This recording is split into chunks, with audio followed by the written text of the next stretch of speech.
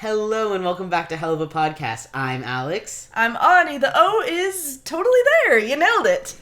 And today we're talking about, if you didn't guess from the intro, Mastermind! Season 2, Episode 11 of Helluva Boss. Which is the most recent episode of Helluva Boss! We are caught up! We're caught up! Since Miss drops right now. I was thinking that, actually, like on move-out day or something. Yeah.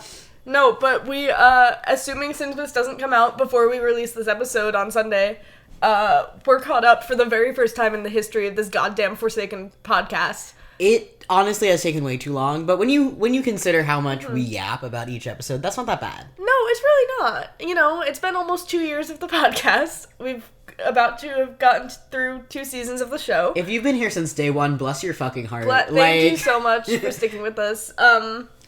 We'll save more sappy stuff for our next episode, probably, which will be the season 2 finale. Yes, and we have 11 pages of typed pages. 11 pages of typed pages? 11 typed pages of pages of notes. Of notes for this episode. So we are gonna lock the fuck in. Yeah, I know that a big part of our a big part of our podcast is being super silly and goofy, but we have to lock the fuck in this time. Yeah. So we'll only be a little silly and goofy. Yeah. So yeah. And so note is so the most recent short is still Chupacabras. Yes. We can't. This is not voting well. This is not voting well for me specifically. If we can't even get sentences out normally, we're fucked. No, we are. Also, yeah. So getting into it, right? Yeah. I love that we're like, we gotta lock in. And then our first note is the music at the beginning of this episode. If you put this episode on 2 times speed, the music that plays over like Andrelphus's castle Elsa bullshit is it sounds like you're going into a Disney princess's castle. It is so funny. Yeah. You figured this out, right? I figured this out because I listen to video essays or anything. Most of the YouTube I watch because I'm stupid. Is like the like little video essays on like glow up and stuff like that. I don't know why. I don't listen to it. I just really like hearing them talk about it. Anyway, but on 2 times speed because they're all so slow and chill. So my YouTube was still on 2 times speed and I was watching I don't know why I was watching this episode. Yeah. It was not when it just came out. No. I know you rewatched like a day later. Same day. I think right when I like drove a lot of hours back to my dorm. Yeah. And then I was like, I need something. And I put on Mastermind. And yeah, it was in 2 times speed and this it's so good. So cheerful. It's so cheerful. Like, pause this podcast. Go put your YouTube on 2 times speed. Start the episode. Just like you don't even have to get into the scene, even though Stella and Andrelphus in 2 times speed is really funny as well. Funny. But now yeah, you fucking know. But yeah, really good. Yeah. Go listen to it. It's so funny. Yeah. Anyway, Stella needs better fucking sources if it took her over a month to hear about the breakup, which was, this isn't a direct quote, but a Tumblr user, Geek Girlies, said this in a really funny way. So shout out to them. This also potentially is just the first chance that Stella has had to dish about it to Andrelphus. Yeah, but I feel like they see each other a lot. That's the vibe I get, at least. Yeah, like, I mean, they're having tea every they're week. having tea, right? Yeah. So I don't know. Like, come on. Girl, Verosika knew about this shit day of. Yeah, no, the thing is, Verosika knew day of, and we have a theory about that. Yeah. Because, and I think you might have put that later, but, or no, this was last episode, right? Yes. When Millie has the coffees? Or is that this episode? Last episode. When Millie comes in with the coffees, we see that the succubi and like Verosika's office is still across from IMP, which even if she doesn't, like, maybe she works there, but also even if she doesn't work there anymore, because it was just supposed to be a temporary thing, she has succubi that work there. Yeah. So is she like one of either A, she was like stopping by and she heard it herself, or B, someone heard it and said, Verosika, I got you. Like, one of her, like, they're like little scouts. Yeah. Like, the day after Blitz and Stola's breakup, one of her little employees is like, so, your ex-boyfriend, he ordered a bunch of taxidermy owls. She's like, oh my god, we gotta call Stola's. Well, no, the taxidermy owls for sure. Yeah. That's a month later, though. Yeah, but also, like, if, Blitz comes in and, like, or, like, is in the hallway, right? And he's like, someone's like, hey, how are you in? Or how did it go? And he's like, and like just really truthfully talking about it so casually, and they're like, Veronica.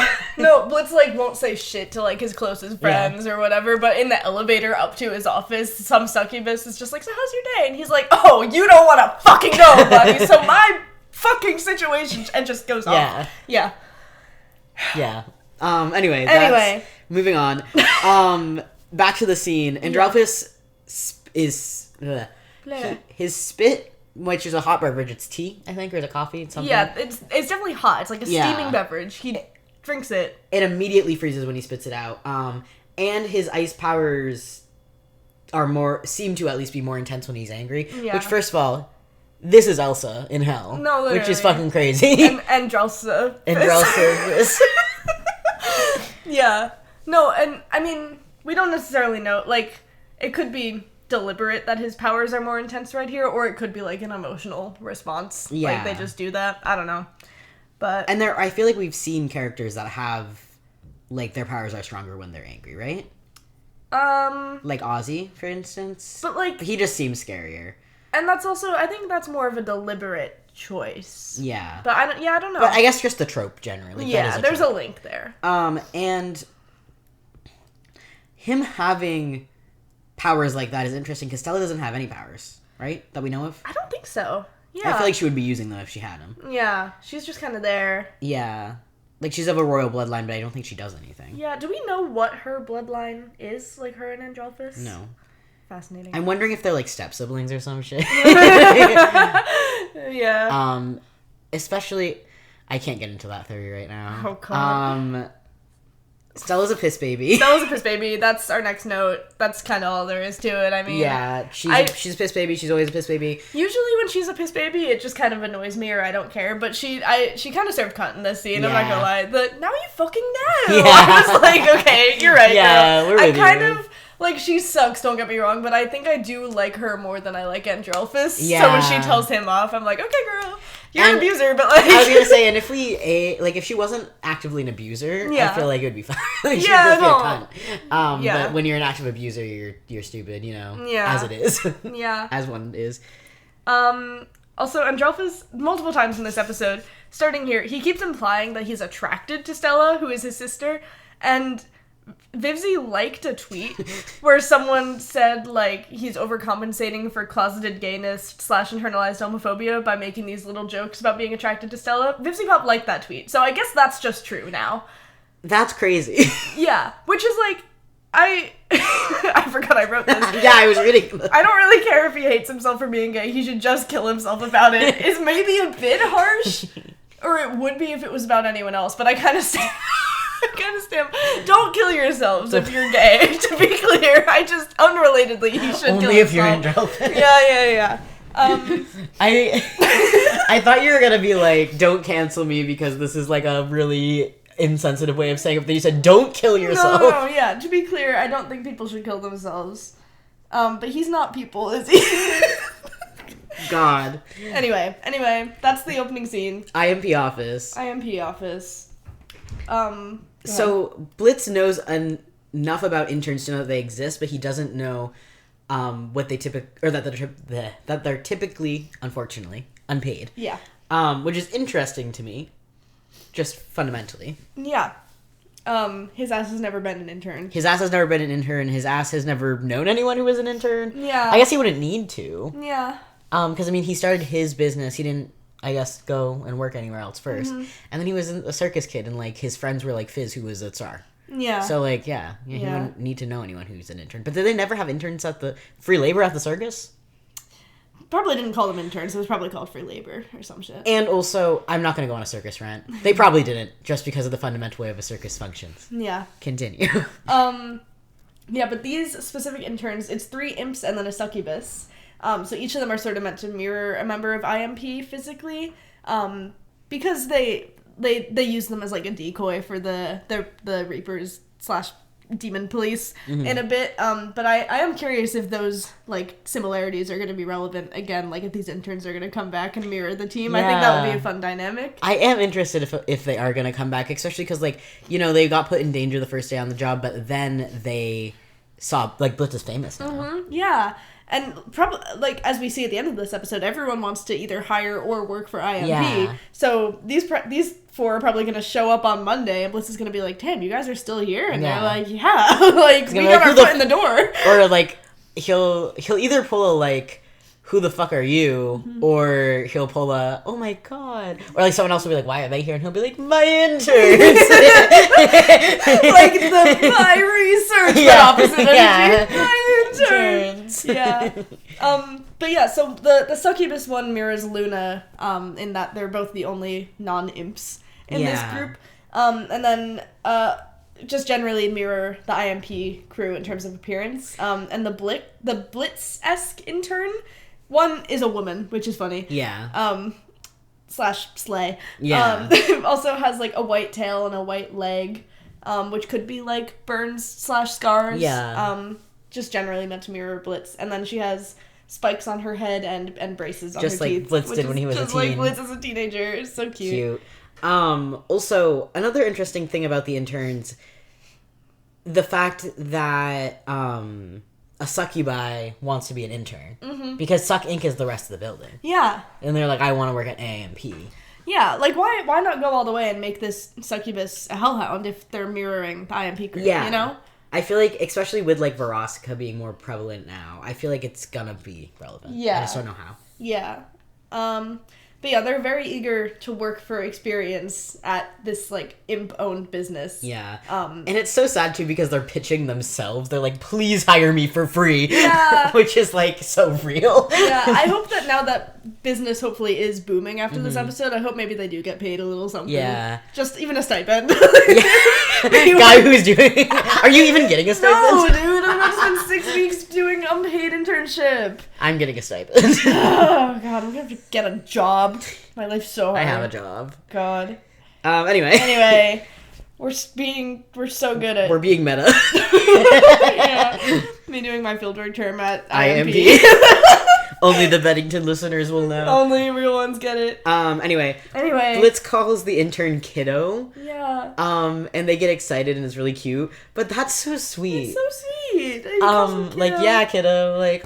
I also think this is the Moxie-esque intern, which is funny. No, you're right. I like that dynamic. Yeah. That's yeah. I'm very interested in how much older Blitz actually is than Moxie, though. Yeah, I think, well...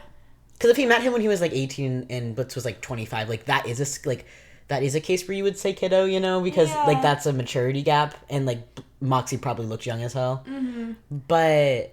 I mean, on the flip side, Moxie does call him sir. And, like, I know that's, like, a workplace dynamic also, but it does also imply, like, you know, age.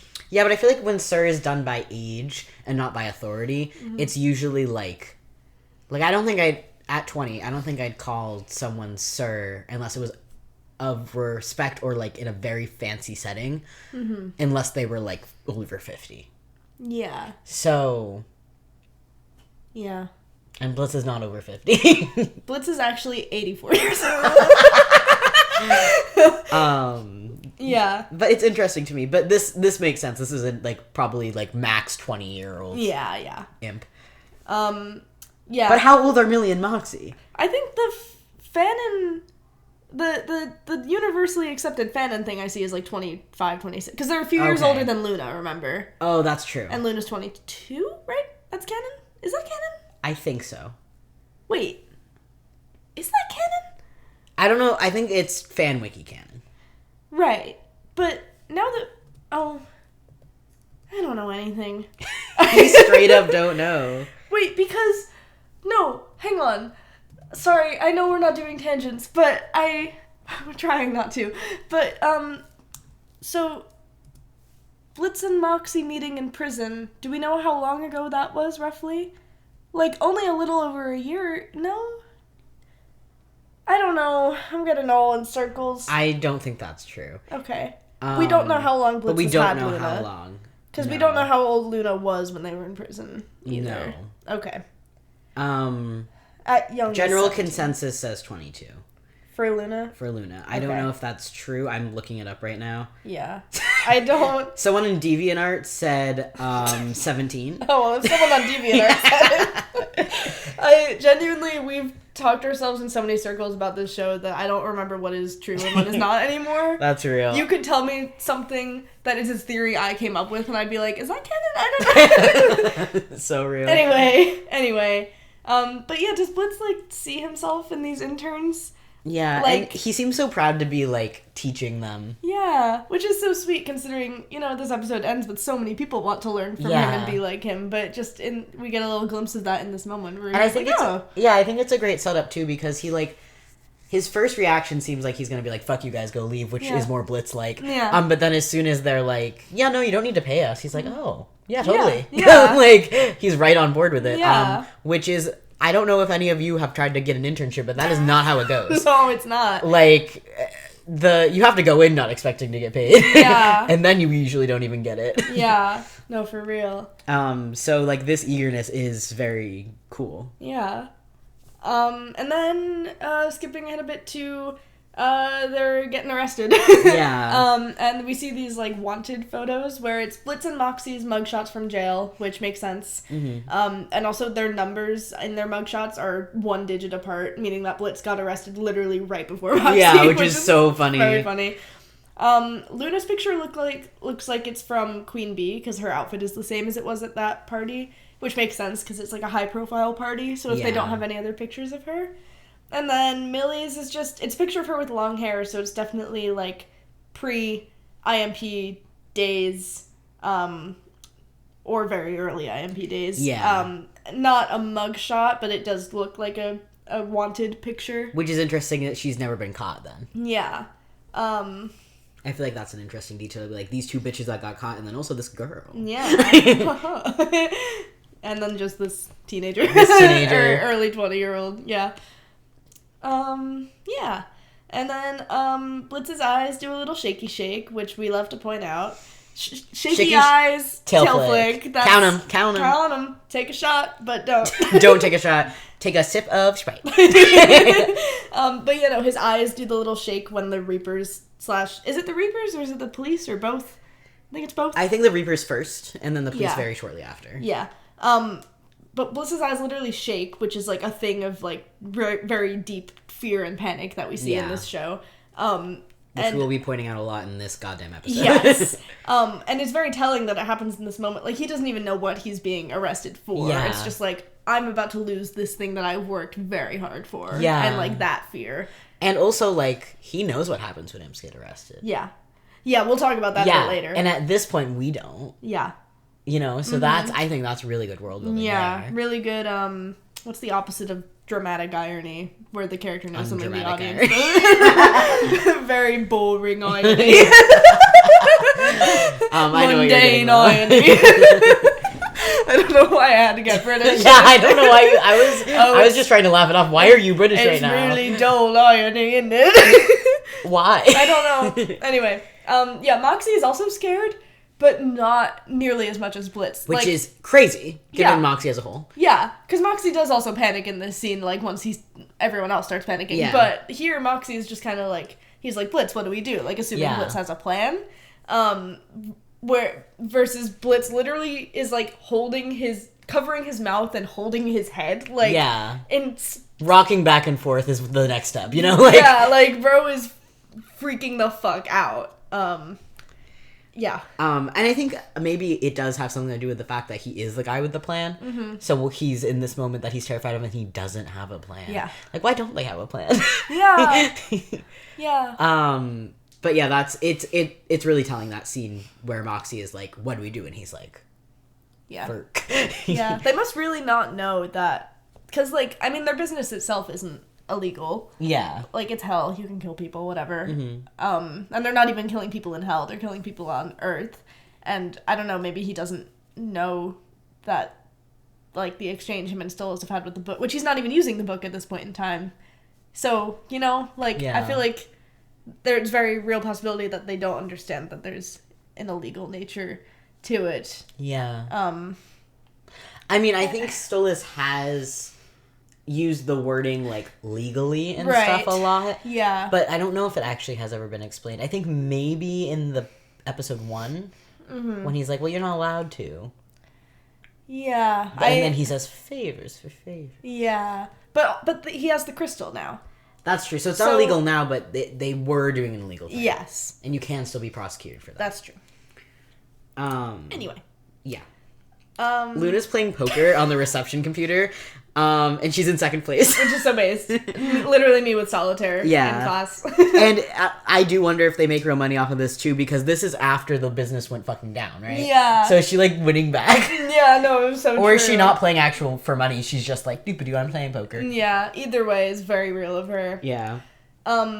Blitz can't get the browser history to clear. Which is really funny that's the first thing. He runs out to the computer. Yeah, like, what does he think is happening here? Because clearly he's freaking the fuck out, but also is he like, oh my god, the gay porn? Like, what are his priorities? Porn, or like, what is he looking up on there that's worse than, like, getting shot? I don't know. But yeah, and he can't get it to clear, which I like that there's a button for faster to make it load faster, and then it's still not working. And so Millie just kind of smashes the computer with her axe. But she's also ready to clear this computer. Yeah, she's like, I think maybe in her case it's more of like, okay, Blitz is trying to get this done, and bam, I'll get it done, whatever, no questions asked. But she goes by that computer with her axe. Why? I don't know. Yeah, and then they give each other a little high five. Yeah, they just move on. Yeah. It's really cute. It is sweet. You want to take this one that's made you crazy? Yeah. So there's the photo of the team after their first job done, which is so sweet. Blitz looks so happy, he has his arms around the whole group. Do we think Luna keeps this picture in her desk so that Blitz won't scratch himself out of it? Is a question that I had while I was writing these notes that I think I forgot to run by you. Fucked up. That's fucked up. Yeah, I do. Yeah. I do. Yeah, I also do. I also think, too, if it's, like, her picture, so she's like, it's in my desk, it's my picture, you can't fucking touch it, you can't have it. She's, like, angry in it, which is, like, typical of her, but, like, in the picture, she's, like, not smiling. She's all, like, ugh, taking a picture. But yeah, could be. Yeah, that's, Yeah. And then she takes it and puts it in her bra to have it, but then also so she has a picture of Blitz with the team that's not scratched out because they're so far and few in between. Yeah. The first time I watched this, it's so quick, her putting it in her bra, that I didn't realize at first, and I genuinely thought this picture was just lost forever, and I was so distraught. Yeah, no, you were, because we watched it together. Yeah. And then I was like, no, bro. He puts it in her, she puts it in her, he, she pronouns, Luna. Yeah. She puts it in her bra. You, they, them'd her earlier, too. Any pronoun, Luna. Anyway.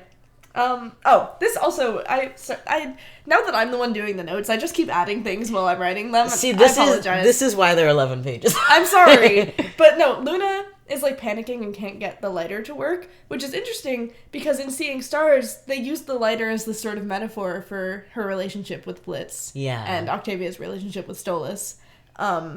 And that feels like a very intentional callback to me. Yeah. Meant to, like, just generally represent her fear of losing him in this episode, / Octavia is also losing Stolas in this episode. And also in the last episode, like, that also is a strain on the relationship, like, how he was. How Blitz was? Yeah. Yeah.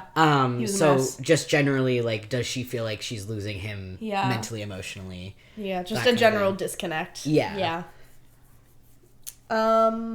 Yeah. And then in the bathroom, there's graffiti and posters. One says, quote, Blitz sucked your mom here. Slay. The sign says, do not flush non-pee-pee poo-poo. Who wrote that? There's also a horse drawing and a little dead guy face with his tongue sticking out. And this is in one stall. Oh, yeah. But then outside of the stall next to the sink, it says, wash your hands. Or don't. I don't care. Yeah. And that or don't, I don't care is definitely Blitz. Yeah. And then in the fridge, there's Red Bull in the fridge, first of all. There's fucking Red Bull. I mean, we think. It's there. We can't actually see a label on it, but it fucking looks like Red Bull. Yeah, it's Red Bull. It's probably Luna's. Yeah. But then also, Blitz goes to the fridge to get their lunches. Yeah, he pulls out Millie and Moxie's peanut butter and jelly sandwiches. And just, like, why? Yeah. Why is that? His priorities here are fucking insane. They're insane, and that could be just, like, the sheer panic of, like, what do I do? But this could be a few things. Mm-hmm. One, they got some criminal lunches. Yeah. And I want to know what's in there. There's cocaine on those sandwiches. There's cocaine in those sandwiches. Or, like, the sandwiches are covers for something they're wrapped in money, he's money laundering. I don't know. Right, sure. Some shit like that. Or 2... Fucking why not? 2... Well, okay, I guess there's 3. 2 is it just being silly. Yeah. 3... Blitz is so traumatized that he has such strong food insecurity. He's like, I don't know where we're going. I'm bringing food. Yeah. Like, what was he starved? Well, he was probably starved. But we don't have confirmation of that. Yeah. But, like... Starved for affection. Ayo! But... Probably just peeked the fucking microphone. I'm so sorry. We clapped if you couldn't tell what it is. Yeah, basically, does he have food trauma? Yeah. Is what I'm wondering. And that's why he's like, I gotta bring the lunches. You and my family got murdered by food. No, that's not what I meant. I know. Someone stole all my fruit. I am speechless. What the fuck? Have you not seen that? I'm sorry. Anyway, moving on. Anyway. I hope that it was clear so that if someone knows what you're talking about, they know, and that it wasn't just like mumbled singing. And then, have you not heard that? Oh my god, my stomach hurts from laughing. Okay. Yeah. Anyway, Blitz picks up Moxie and carries him and then hands him off to Millie. It's such a small, short little animation moment, but it's so funny. Yeah, like, first of all, pathetic little man. Yeah. Which I think we probably we'll talk about. that. But yeah, he just said, "Nope. Here, take your guy." Yeah, take your fucking husband. Yeah. Yeah. In the car, I was thinking about this, and I was like, how the fuck did he, like, back up and not see anything? Yeah. Like, after when he's actually looking back. He looks out his rearview mirror, and then turns all the way back, and then drives forward. He drives forward. That's what happens. Yeah, drives straight into a pole. Yeah, which, like, he was checking his rearview mirror. Why didn't he just use his rearview mirror? Why did he fully... No one fucking does that unless you have to. Yeah. I don't know, man. It's just really funny. Yeah.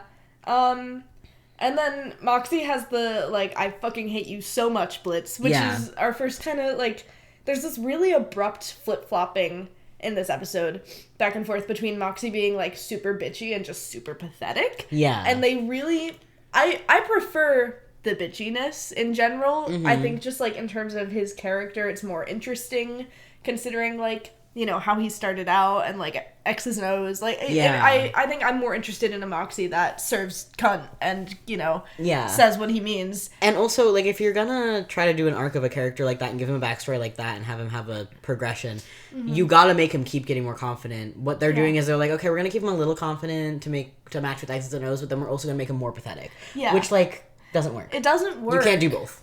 Yeah, and he's just, in both cases, he's kind of meant to be comedic relief, but the patheticness is just not really funny, it's just annoying, and the flip-flopping back and forth between them does not work at all, because it's like, Moxie, you were just sobbing and being literally carried by two different people. What gives you the right to mouth off to Blitz in this moment? Yeah, like, and also, shut up. Why he isn't the one that would say that. No. Like, he has mouth off to Blitz before, but it's always warranted, like, just out of the blue like that. That's... Yeah, like, I mean, he did drive straight into a pole. Yeah, that's true. But also, the wording and the voice, he kind of doesn't have the Moxie voice, like the standard... Yeah. It's very, like, flat. He's so pissed. Like, genuinely pissed.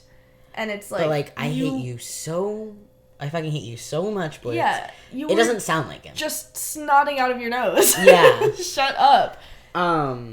Yeah, and, like, I think that the patheticness is a little bit of what kind of makes him his character also. Yeah, for sure. But it's worse now. Yeah. Like, I actually saw an edit today that was, like, Moxie Core, and it was all stuff from season 1, and I was like, no, this is when he had his character. Yeah. So, like, I feel like they need to just figure out what his character is and stick to it, because it's not anything right now. They had such a great handle on who he was in season 1. Yeah. It was funny, it was relatable, it was good.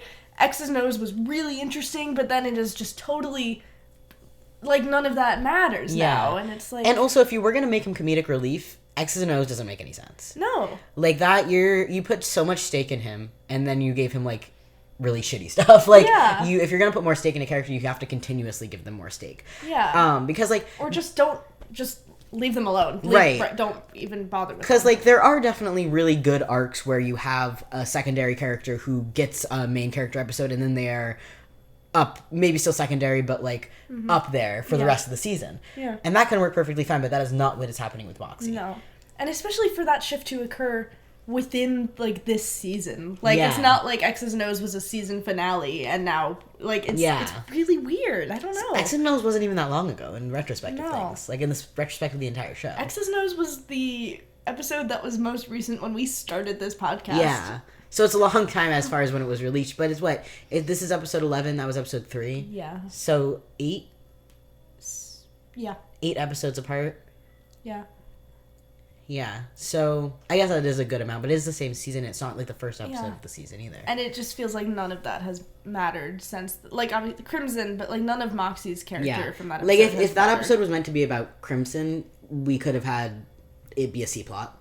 Like, exactly. It didn't even need to be a B plot. C for Crimson. C for Crimson. I would have taken a B plot. It did not need to be an A plot. And don't get me wrong, we love that episode. Yeah. Like, I guess actually I don't know if Crimson was the A plot or the B plot because Chaz was also there. But anyway. C for Chaz. C for Chaz. Chaz was not the C plot, unfortunately. Unfortunately. Chaz was really not the C plot because he did not make it long enough to be a C plot. I forgot he was dead. Yeah. Oh, well, anyways. Moving on, though, because we have to. Yeah. Yeah, these, like, demon police people, we're curious what species they are, if they're, like, I don't know. Because they're, like, multicolored, they have wings, they've got candles on their heads that mirror, like, the floating candles that we're about to see in the courtroom. Mm-hmm. So, are they a race of demons specifically, like, made to serve Satan/demon law? Which is interesting because Satan is the sin of wrath, so he inherently made all the imps. Right.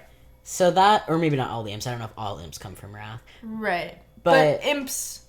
as a species he created. Yes. And we know that to be certain. So to make these different ones that are specifically like slave, or servant, I guess. Yeah. Is interesting. Yeah. Because that's why he made the imps. Yeah.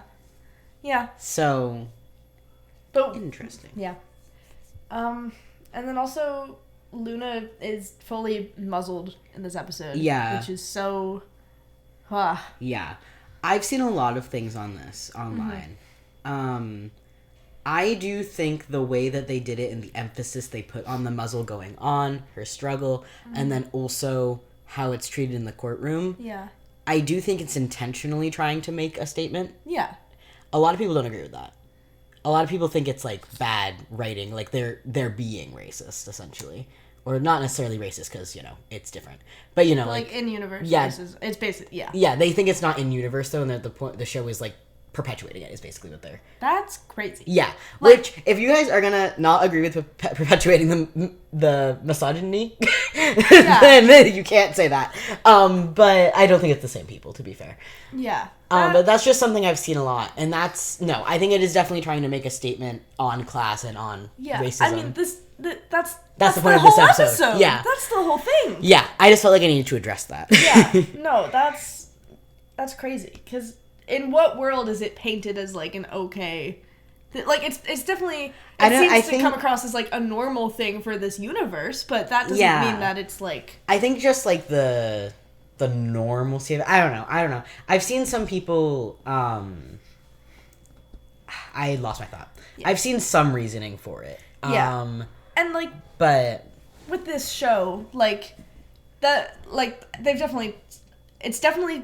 to me, clear that that's the intention. Yeah, to me, too. And that they've set it up that way. It is very possible that they might end up not knocking it down well. Yes. Like, really fully addressing this in-universe racism. It does feel like the intention for sure. Honestly, I feel like, not to be like, I think the entire show, I feel like this might be the thing of the show. The setting up, not knocking down? Yes. But no, that's not what I'm talking about. The class divide and stuff. Absolutely. Because that is like the thing. They are so bad at setting stuff up and knocking it down, but they have been setting this up for so long. They set it up in fucking, what was that? Western Energy? The hospital.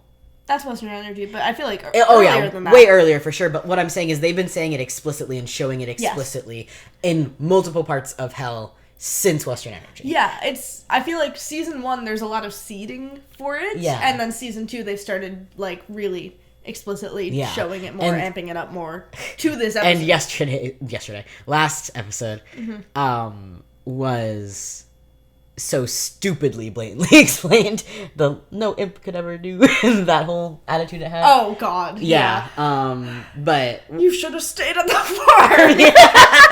That whole thing. But anyway, yes, in-universe racism. Moving on.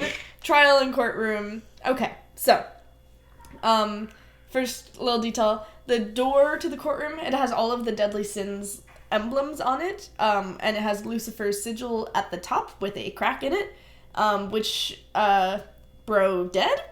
Bro banished ? We'll talk about that a little bit more later. To get banished into hell and then get banished from hell is crazy. Yeah, if I had a nickel, if I had a rubber dog. Yeah, if I had a rubber, that's why he has so much. What other places he been banished from? Walmart, Costco. He gets to Earth and he just starts living in random Cumberland Farms. Bennington College. How you get banished? Actually, there is that one alum that famous alum that got banished from Bennington College. Anyway. Yeah, I did put in this Vivzy Pop tweet here, but I put it in again later, so we'll save it for later. Them. Yeah. Blitz says, as they're, bringing him into the courtroom, he says, is this about the orphans? Because they were already sick to begin with. What fucking orphans? Yeah, so, okay, you said killing. I don't feel like it's inherently killing, because he could have just made them sick. That's true. But also, so, a few things. Yeah. One, yeah, who the fuck are these orphans? What the hell? Yeah. Two, are they the orphans from Cherubs that were at the Santa thing? Maybe. Were those orphans? I don't know. They were kids. They were kids. I don't think I feel like they would have snuck in an orphan joke, though. That's something the show would have done. I can go back and look. Yes. I haven't looked at Cherubs in a while. Because I feel like they've been trying to really tie up the ends from Cherubs because there was so much they opened there and just didn't fucking do anything with. So if that would be really funny. I will say that if you focus, they quickly wrap up a lot of things. It's just the big things that they can't wrap up like that. They aren't wrapping up well. Yeah. Sorry, new vamp. Okay. Blitz is so panicked and so scared when he gets there, and he doesn't even know why he's there. Yeah. The animation. I was like, what are you laughing about? This is so serious. I'm sorry. Look at him. No, that's true. That's a goofy guy. Sorry. But yeah, basically wondering, are imp trials / executions always broadcasted like this? And how often do they happen? Is every single time that an imp or, a hellhound, any hellborn breaks the law, are they executed and is it publicized? Or are they, even just things they're punished and it's broadcasted? Yeah. And if so, how many times has he seen this, and how often is it? Because he's also not desensitized to the point where he's like, oh, okay, So it's and everyone who, when the TV flips on, isn't desensitized either. So that makes me think it doesn't happen a lot, but also when the TV flips on, they know immediately what it is. Yeah.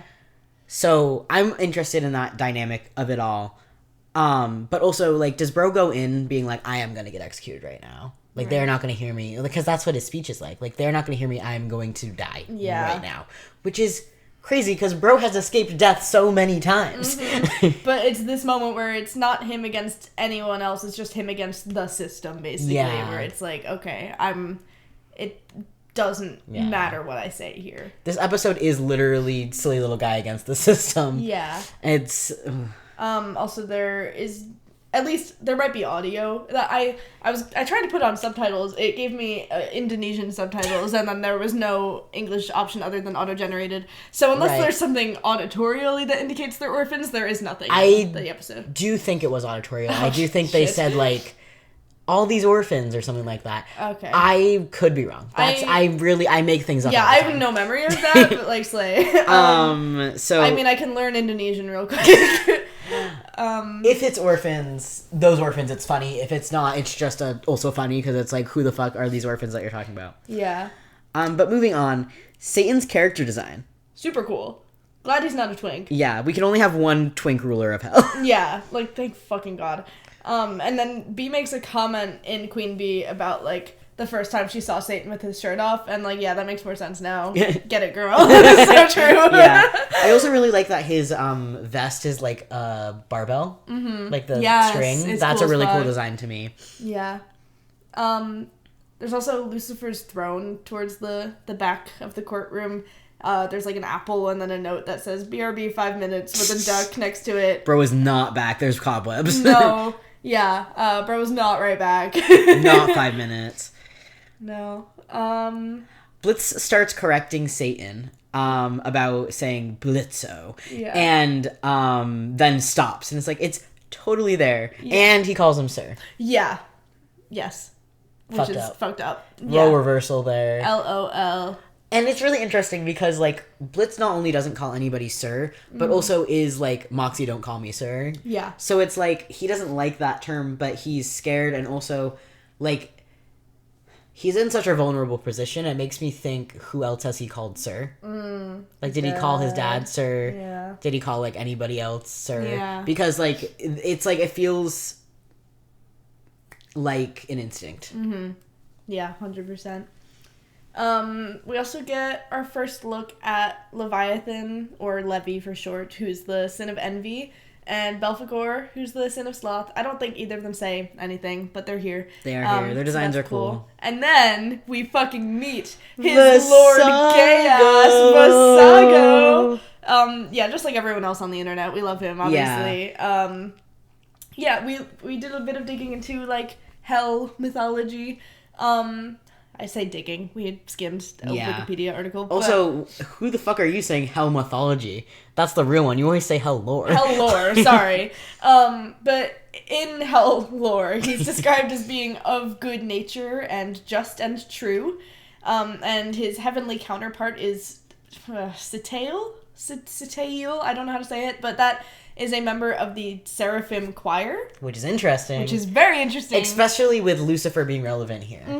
There are, like, there are ties here to Has-Been, and that is very interesting. It is interesting. Especially, we've talked in length about how Has-Been and Helluva probably won't ever actually cross over just for copyright reasons. Yeah. And if they did have to make a copyright contract for Helluva, they shouldn't. Yeah, no, we don't want that. Yeah, we don't want that. So hopefully they don't cross because or they find a way to cross without it needing, but I don't see that. Amazon's stickly about that stuff. Yeah.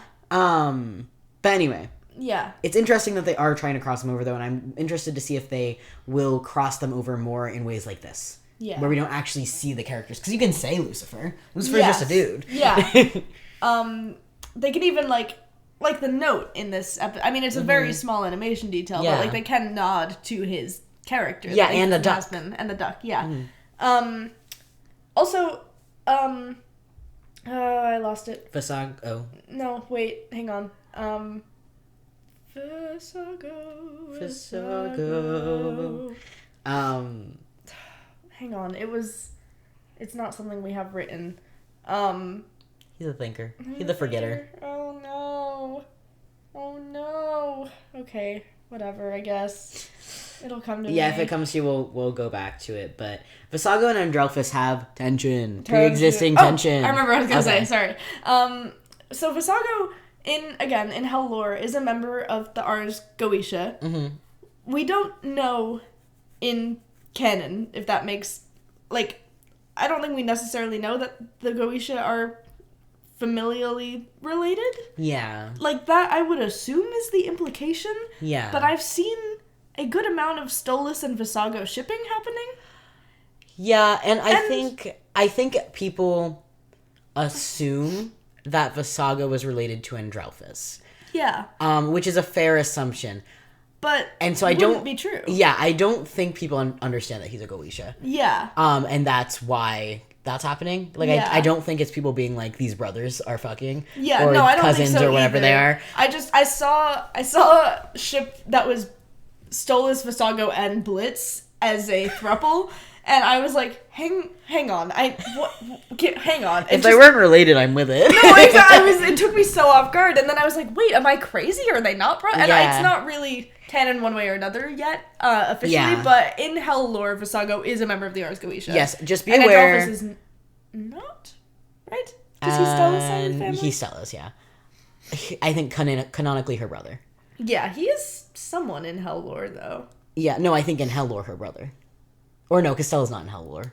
No, but I'm crazy. But I mean, maybe we can figure out what their family line is. No, I think we've done this. I think we figured out someone who's like meant to be Stella, but is not actually Stella. And that's what I'm thinking of. Yeah. But anyway, that was a while ago when we did our big deep dive into Hell lore, like season 1. Yeah. But anyway. Oh. Wait, interesting. He does appear in the Goetia line. Androphus? Yeah. Huh. Through marriage? Because that is true here. No, it's not. Not him being married, but his family is by marriage associated with Stolas's. I don't fucking know. Not anymore. Biblically accurate Androphus. That's really funny. Sorry. Y'all look up biblically accurate. He's got boobies. Androphus. He got boobies? He straight up got boobies. Eyes everywhere. That's why he has chest fluff. Oh, stop. Anyway. But Visago and Androphus have tension. Yes. Pre-existing before this trial starts, they are glaring at each other from across the courtroom. They fucked. They can have sex. Maybe they're related. I don't know anymore. I need a family tree. Okay, actually, yeah, no. And point of our whole ramble about people shipping them. Sure, it's not canon yet. Do whatever you want. Yeah. Be aware that in Hell mythology, they are related. So, I don't know. But no, what I'm saying is, so if it comes out in the canon that Visago and Stolas are related, you have drawn incest art. I don't know, though, in Hell lore, if all of the Goetia are inherently real. Family is the other part. That's the other part. I'm just saying beware. Yeah. Beware. I do think at a minimum, even if it's not familial, actually, I don't need to say I think. He is on his side. Visago is on Stolas' side. Yes. And I think them being family would make a lot of sense for that reason. Yeah. I also think that Blitz and Visago is really funny as a ship. Yeah, and interesting. I can see it. Yeah. I don't even care if it makes any sense. Yeah. I think it's so funny. Imagine Visago at the anti-Blitzo party. Imagine you're Stolas and then Blitz falls in love with your fuck-ass brother. That's really funny. Fuck-ass faggot brother. So funny. The one person who out-faggots you. Yeah. He got a type. Yeah. Anyway. Faggot birds. Faggot birds. Okay. There's too many of them. There's too many. Yeah, but what's their history? How do they know each other? Why do they hate each other? We don't know. Visago and Androphus. Yes. Question mark. That's the whole thing. Question mark. That's all we got, yeah. There's lots of apple decor in the courtroom, which is Lucifer. # Lucifer reference. # he's here in spirit. Yeah. It also, I feel like, shows that he ruled this court before. Yes. He was the ruler, which is really interesting because his throne is high up and Satan's is at the bottom. Yeah. And it doesn't look like they changed them because, even the platforms are different sizes. I think the person in charge being all the way at the top makes sense. That's true, but Satan is at sentencing level. Yeah. So Lucifer, if he's the one doing the sentencing, being way up high doesn't make a lot of sense. Yeah. Yeah. We'll talk more about that dynamic. Yeah. Towards the end. Especially with the deadly sins being on the sides too. Yeah. Why would Satan be in the middle? Well, yeah. I mean, he's the biggest. Maybe he just needed big chair. He needed big chair. He needed big boy high chair. Big chair. And then Blitz tail flicks. As the cameras are circling around him, reawakening his performer trauma, potentially. Which is really interesting because, was he ever recorded? I don't know. He does freak the fuck out when he's on a movie set. And seeing stars. Yeah. Yeah, that feels very... But that's also really similar to a stage. Yeah. And this is a stage, I guess, too. Yeah. So maybe in that There's way. a crowd. Yeah. But then why wouldn't he be tail flicking from the get-go? Right. But he might have been. He might have been. Yeah. But yeah, specifically when the cameras circle around him, he's like... Tail flicks out the wazoo. Out the wazoo. And then again, Androphus says, "My aggressively attractive sister, keep it in your fucking pants." Yeah. Ozzy smiles. Ozzy smiles at B. Yeah. So either one, maybe he's he wants to fuck his sister. Yeah, because he would know. Yeah. He has a lust radar. Yeah. Or he's like, oh, this guy's a closeted faggot. Yeah. Ozzy says, I was there a few weeks ago. A few weeks ago? When did all the Memon stuff go down? A few months ago? What are you talking about? Ozzy, when he fucking came out. I don't think him being gay was the issue. I think him being in a loving relationship not based in sex was the issue. No, this is true, but I had no fucking idea what you were talking about. No, this is true. I was like, was Ozzy fucking his sister before Fizz? No, I have a connection. Okay. He was being very like, we're not fucking. I don't like him. Yes. I don't love him. No, I don't you're know. Right. Yeah. Right. Yeah. So like the same way. Well, I think very much it was that they were fucking. They're not having a loving relationship. They are having hot, nasty sex. That was the right. thing with But in this thing, it's Androphis is not attracted to women, or his sister. No, he is attracted to women. It's his front.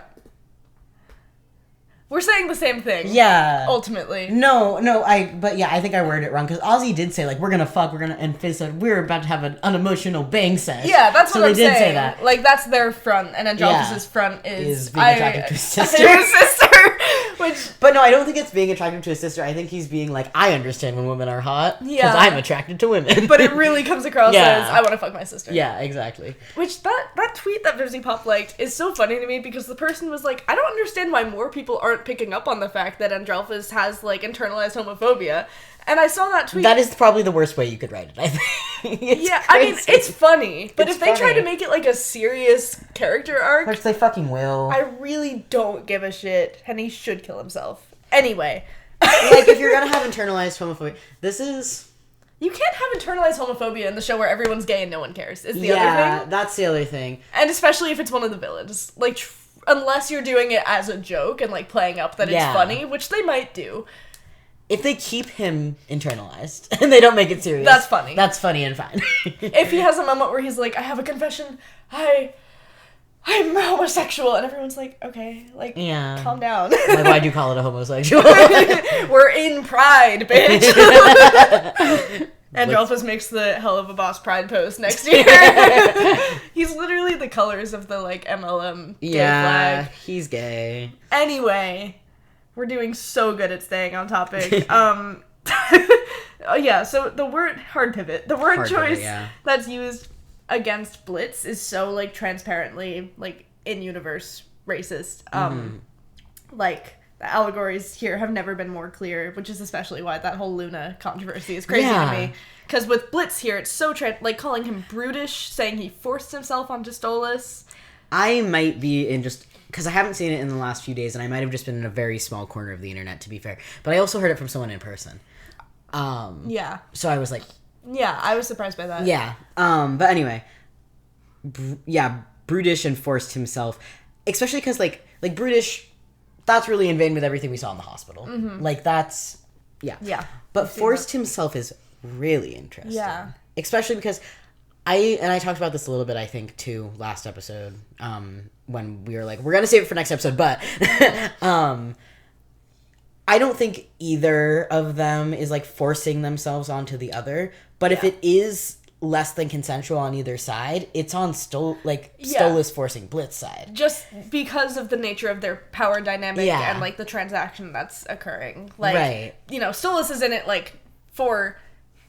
I mean, he also is in love with them, but, like, he's there just to get the sex from it. Blitz is there to get a book he needs to do a job to survive. Like, there is an imbalance there. Yeah, and, like, the whole thing, too, is, like, I need to do a job, so I have to fuck the upper class. Yeah. Like, it's so ingrained, the classism there. So it's not that there is coercion, necessarily, but if there is, it is on Stolas' side, right, for so sure. saying that Blitz forced himself onto Stolas, and nobody questioning it. Yeah.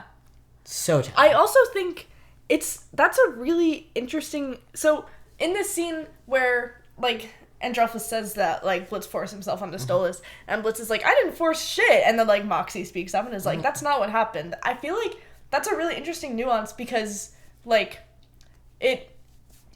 there's sort of, you know, believing victims is very important, and in this case, Blitz would be not the victim. Yeah. But it sort of brings us this really interesting and true to real life intersection of, like, race and those dynamics where, like, yes, believe victims, but also, like, people of color are more likely to be, like, to have those crimes attributed to them falsely. Right. So I think that's, like, that's really interesting that they are sort of nodding towards that. I think there's also the believe victim mentality that's really skewed when it comes to men, and I could talk about this for a while, so we're not going to talk about it that much. But specifically where, like, and this is me really, like, categorizing, I'm not saying this is inherently about either of them, but in this relationship, Blitz is the more masculine, more powerful, and probably the top, but that's not really important. Yeah. And Stolas is the more feminine, more gentle, more fragile one. Yeah. And so in a case like this,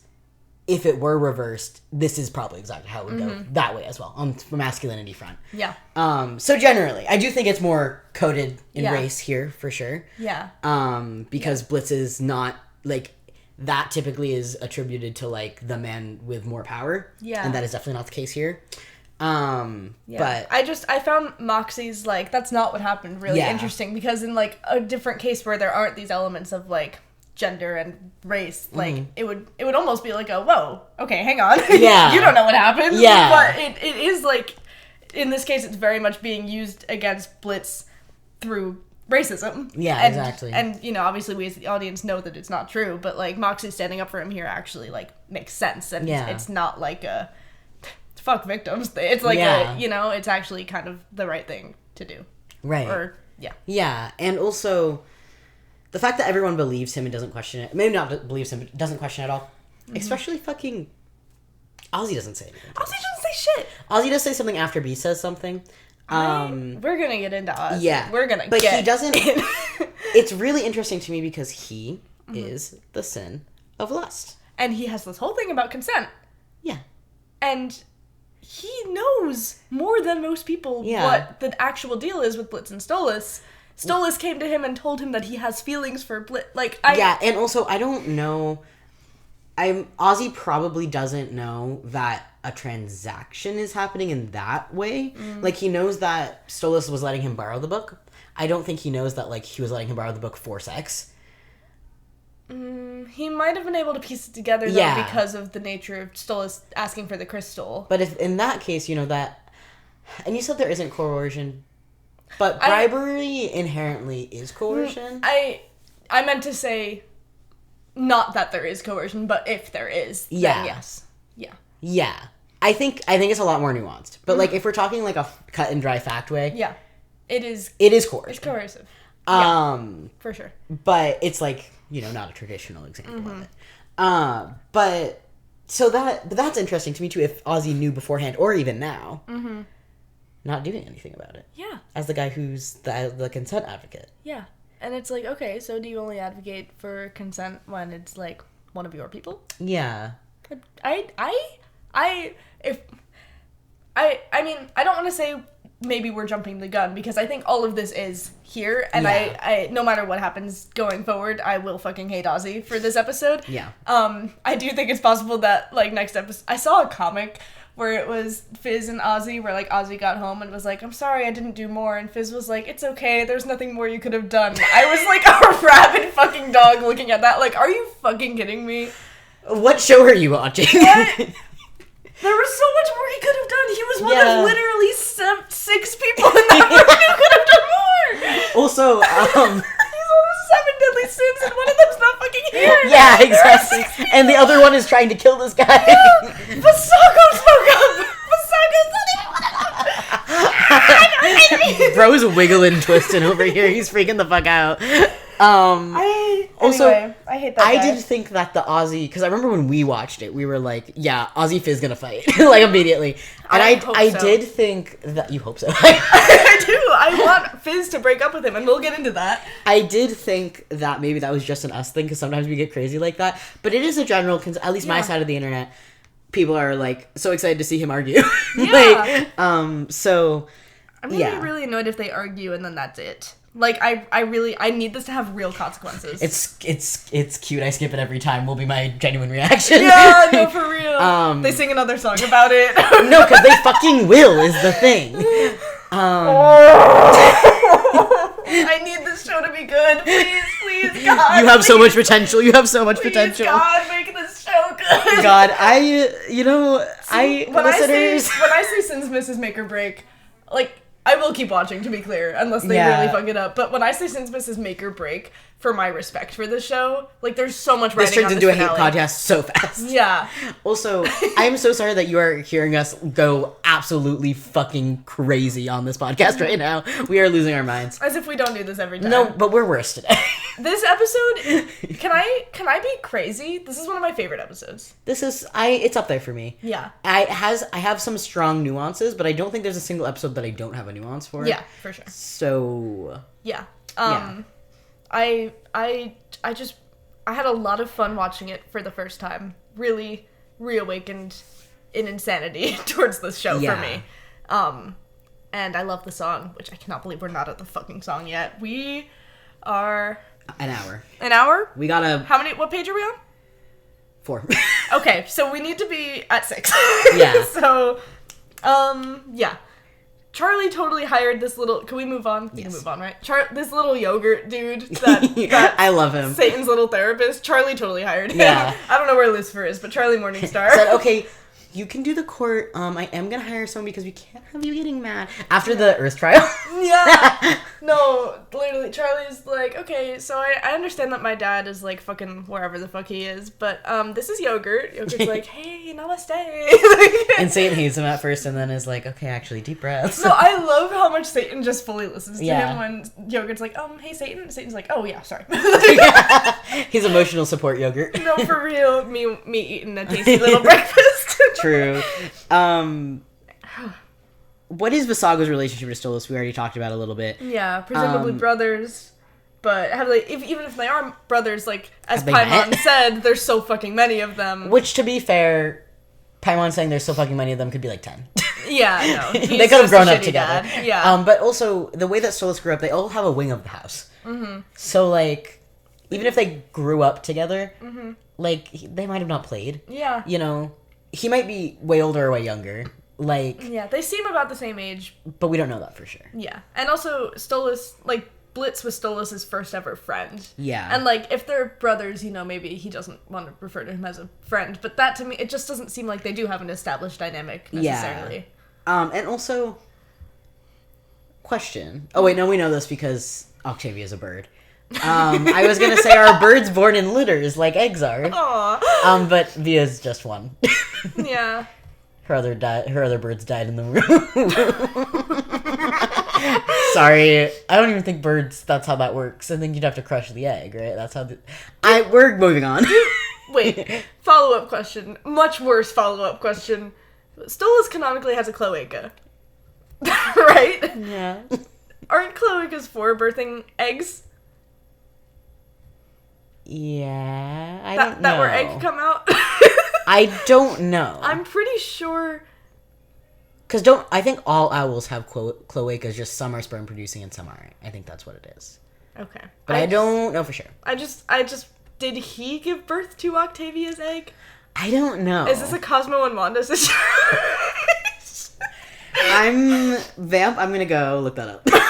You're gonna look up, do male owls give birth? Yeah. Okay. Next point. Slave Visago defending Blitz and advocating for Stolas' presence in a fair trial. Like, he has no actual stake in this. He just genuinely cares about doing what's fair here. And that's very important. And I'm excited to see more of him as a character, because he's just good. Capital G. They do not, They don't? birth. Fuck. I'm gonna look up, isn't he a specific type of owl? Probably. We're not gonna go on this gay tangent. one. He did not, but no, he does have a cloaca. Okay. Because owls just, like, kind of sit on top of each other, and then they fuck for 3 seconds, and then they're pregnant. That's how it works. Really? Yeah. Damn, my sex not even good. But I don't know in this case, because Stella's a bird. Yeah. Not an owl, though, but... Is she not? Maybe she is. I don't know. She's a girl owl. She a girl owl. Slave Visago, did you already say that? Yeah. Flip side, Stryker is a self-serving, spineless, hypocritical coward with no goddamn motherfucking principles, and I want Blitz to call him on his shit so badly. Should. I think he will get murdered, but I do think he should. Yeah, no, because the difference between him and Blitz is that Blitz would never, ever throw one of his own under the bus to protect himself from royalty or the upper class, like Stryker does here. For all of Stryker's goddamn preaching about, you know, those goddamn blue bloods taking everything from me, he's been working for them this whole goddamn time. See, Stryker is really loud and proud about his opinions and his views and wants everybody to agree with him, but he does not stand by them with his actions. Yeah. Whereas Blitz is kind of, not like secretive, but he doesn't go telling everyone. He doesn't like everyone joining my cause. He recruits very specific people that will agree with him, and he keeps them close. And in situations like this, like when he was gonna die, he says it. Yeah. But he's not even showy about it. Yeah. With him, it's but less... he sorry, I forgot my thought. Go ahead. I was trying to get it out. But... Yeah, no, you're good. With Blitz, it's less about like making this sort of very big, clear statement. It's more of like, okay, what am I gonna do about it on a personal level? Yeah. So like that's what I was gonna say is the foil of like, his actions do show it. Yeah, absolutely. Stryker is just all these empty convictions about sticking it to the Blue Bloods. Really, he only cares about himself. Yeah. And I hope the next time that him and Blitz meet face to face, Blitz says some shit about that, because it must have it must have hurt Blitz so much. Like, everything with Stryker, you know, like this is a guy who seems to actually like really get him, and they're sort of on the same wavelength. Yeah. And then I feel like if I were Blitz and I saved Stolas from being assassinated by this guy who's actually a lot like me, I would think about that a lot afterwards. Like, did I do the right thing? Am I on the right side of history here? Right, you know? yeah. And I feel like this is probably a good like moment for him of like, okay, no, fuck this guy. Yeah. Like, he doesn't actually give a shit. And especially so nuanced, too, because Stolas also, like, obviously now we're going to see a lot of arc, at least I hope. God willing. Yeah. Vibsy willing. Satan willing. Satan willing. But we're going to see a lot of growth now. But he is also shitty. Yeah. And so complicit in all of these systems that are hurting them. So, like, neither of those answers were right. No. And, you know, I've been thinking about this, actually, with real world example, this healthcare CEO guy getting murdered. I was... Crazy connection, but I was like, no, because, like, someone who actually, like, stands by their principles, like Stryker, if he slayed, like, wanting to assassinate Stolas, like, you're not evil for that. Yeah. Like, yeah, fucking kill that guy. Like, genuinely. Yeah. As the viewer, you know, we like Stolas and we're, like, on his side, sort of. We're on Blitz's side, and he doesn't want Stolas to die, even if he's annoyed by him. But, like, from an outside perspective, it's like, no, like, I don't... And that's what's made Stryker such an interesting villain from the start, is that, like, it's actually... Well, maybe he's not wrong. Maybe, you know, I don't fault him for that, for wanting to kill this guy. I really don't, even if I like him. I think it's really interesting how they planted that, especially with Stryker not being the one that's going to change in the system. Yeah. Because, you know, he's flimsy and he sucks at his way. He doesn't have any fucking morals. Yeah. But it's like, it's interesting because it really seems like he's going to be the antagonist. He's going to be the one who, like, shakes shit up and makes this change. Or at least he even thinks he's going to be this one that makes this change. But he's also our introduction to the class divide. Yeah. Which I think that's really smart. Yeah. It's like, hey, like, this is the world building, but I'm actually going to be really fuck-ass and shitty. Yeah. And you're going to have to do it, which is so cool. Yeah. Like, that's we shit on the writing in the show all the time, but that's a really good writing choice. It's such a good through line, and I don't know when, like, how long it's going to be the through line of this show, but I mean, I could see Stryker end up maybe not being, like, the big bad of the series, but, like, going all the way to the end, you know, because it's such a relevant thing. He was kind of scary in this episode. I feel like they were trying to villain frame him, you know? Yeah. The fucking gold shiny teeth. Which, where the fuck he get gold teeth? He's had them. Have they been, like, gold? I think so. I look it up. Okay. I believe you. I'm silly. On a lighter note for Stryker. On a lighter note. Oh, yeah. Stryker could not for the life of him spell grimoire / Andrelphus was probably spelling it out for him, and his ass was not writing it down correctly on his hand. Yeah. Also, he wrote bomb-proof vet on his hand, which I can only assume was meant to be vest. Yeah. Is that what he's getting? Or is that what he's wearing? What is this in reference to? Also, they're a little yellow, but they're in this episode, they're like really... Let me find it. Oh, look, he has like one gold tooth here. Yeah, but it was all his teeth, I think. I'm gonna look it up to make sure I'm right. Okay. If this bullet or bomb-proof vest thing is in reference to, like foreshadowing something that's gonna happen, that's really fucking funny. But it is the exact kind of little animation detail that this show loves to do. So it felt worth noting. I will figure this out later. Okay. I remember him having like scarily gold teeth. But I am crazy. I can try and pull it up if you want to fan. Yeah, I just didn't. I don't want to play it on the laptop that we're recording on. Oh, doesn't sound right. Yeah. It doesn't sound like it's gonna be a good idea. Mastermind Helluva Boss was in my recent YouTube searches, so just give me 1 second. Oh, that's the song. LOL. Yeah. But then B speaks up and defends Blitz before Ozzy does. This is what we were talking about earlier. Fuck that and then fucking Ozzy guy. chimes in, but Ozzy kind of doesn't say much of value. No. Like B doesn't really say much of value either, but it's in her chill, like that makes sense, like that's her vibe. Yeah. So I see this little imp dude. He's chill, like vouching for his character, which is important. And she also doesn't know the guy that well. Yeah, exactly. Like, and neither does Ozzy on a personal level, but Fizz does. Yeah, and also Ozzy has had a conversation and hired Blitz, not even maybe hired, just got Blitz to work for him. Yeah. That's the only big interaction he's had with that guy. Striker's teeth are normal. Hate to break it to you. I don't know. I don't know what I was thinking of. His eyes are more glowy, maybe? I don't know. Who knows? Something I was like, oh, that's bright. The thing that with this fucking Ozzy, like, Fizz just got Blitz back in his fucking life. Yeah. And they have this really sweet friendship for the first time in 15 years. His childhood best friend back in his life, Ozzy was just gonna let him fucking die after saying one sentence. Yeah. It pisses me off so much. I'm fucking angry. Yeah.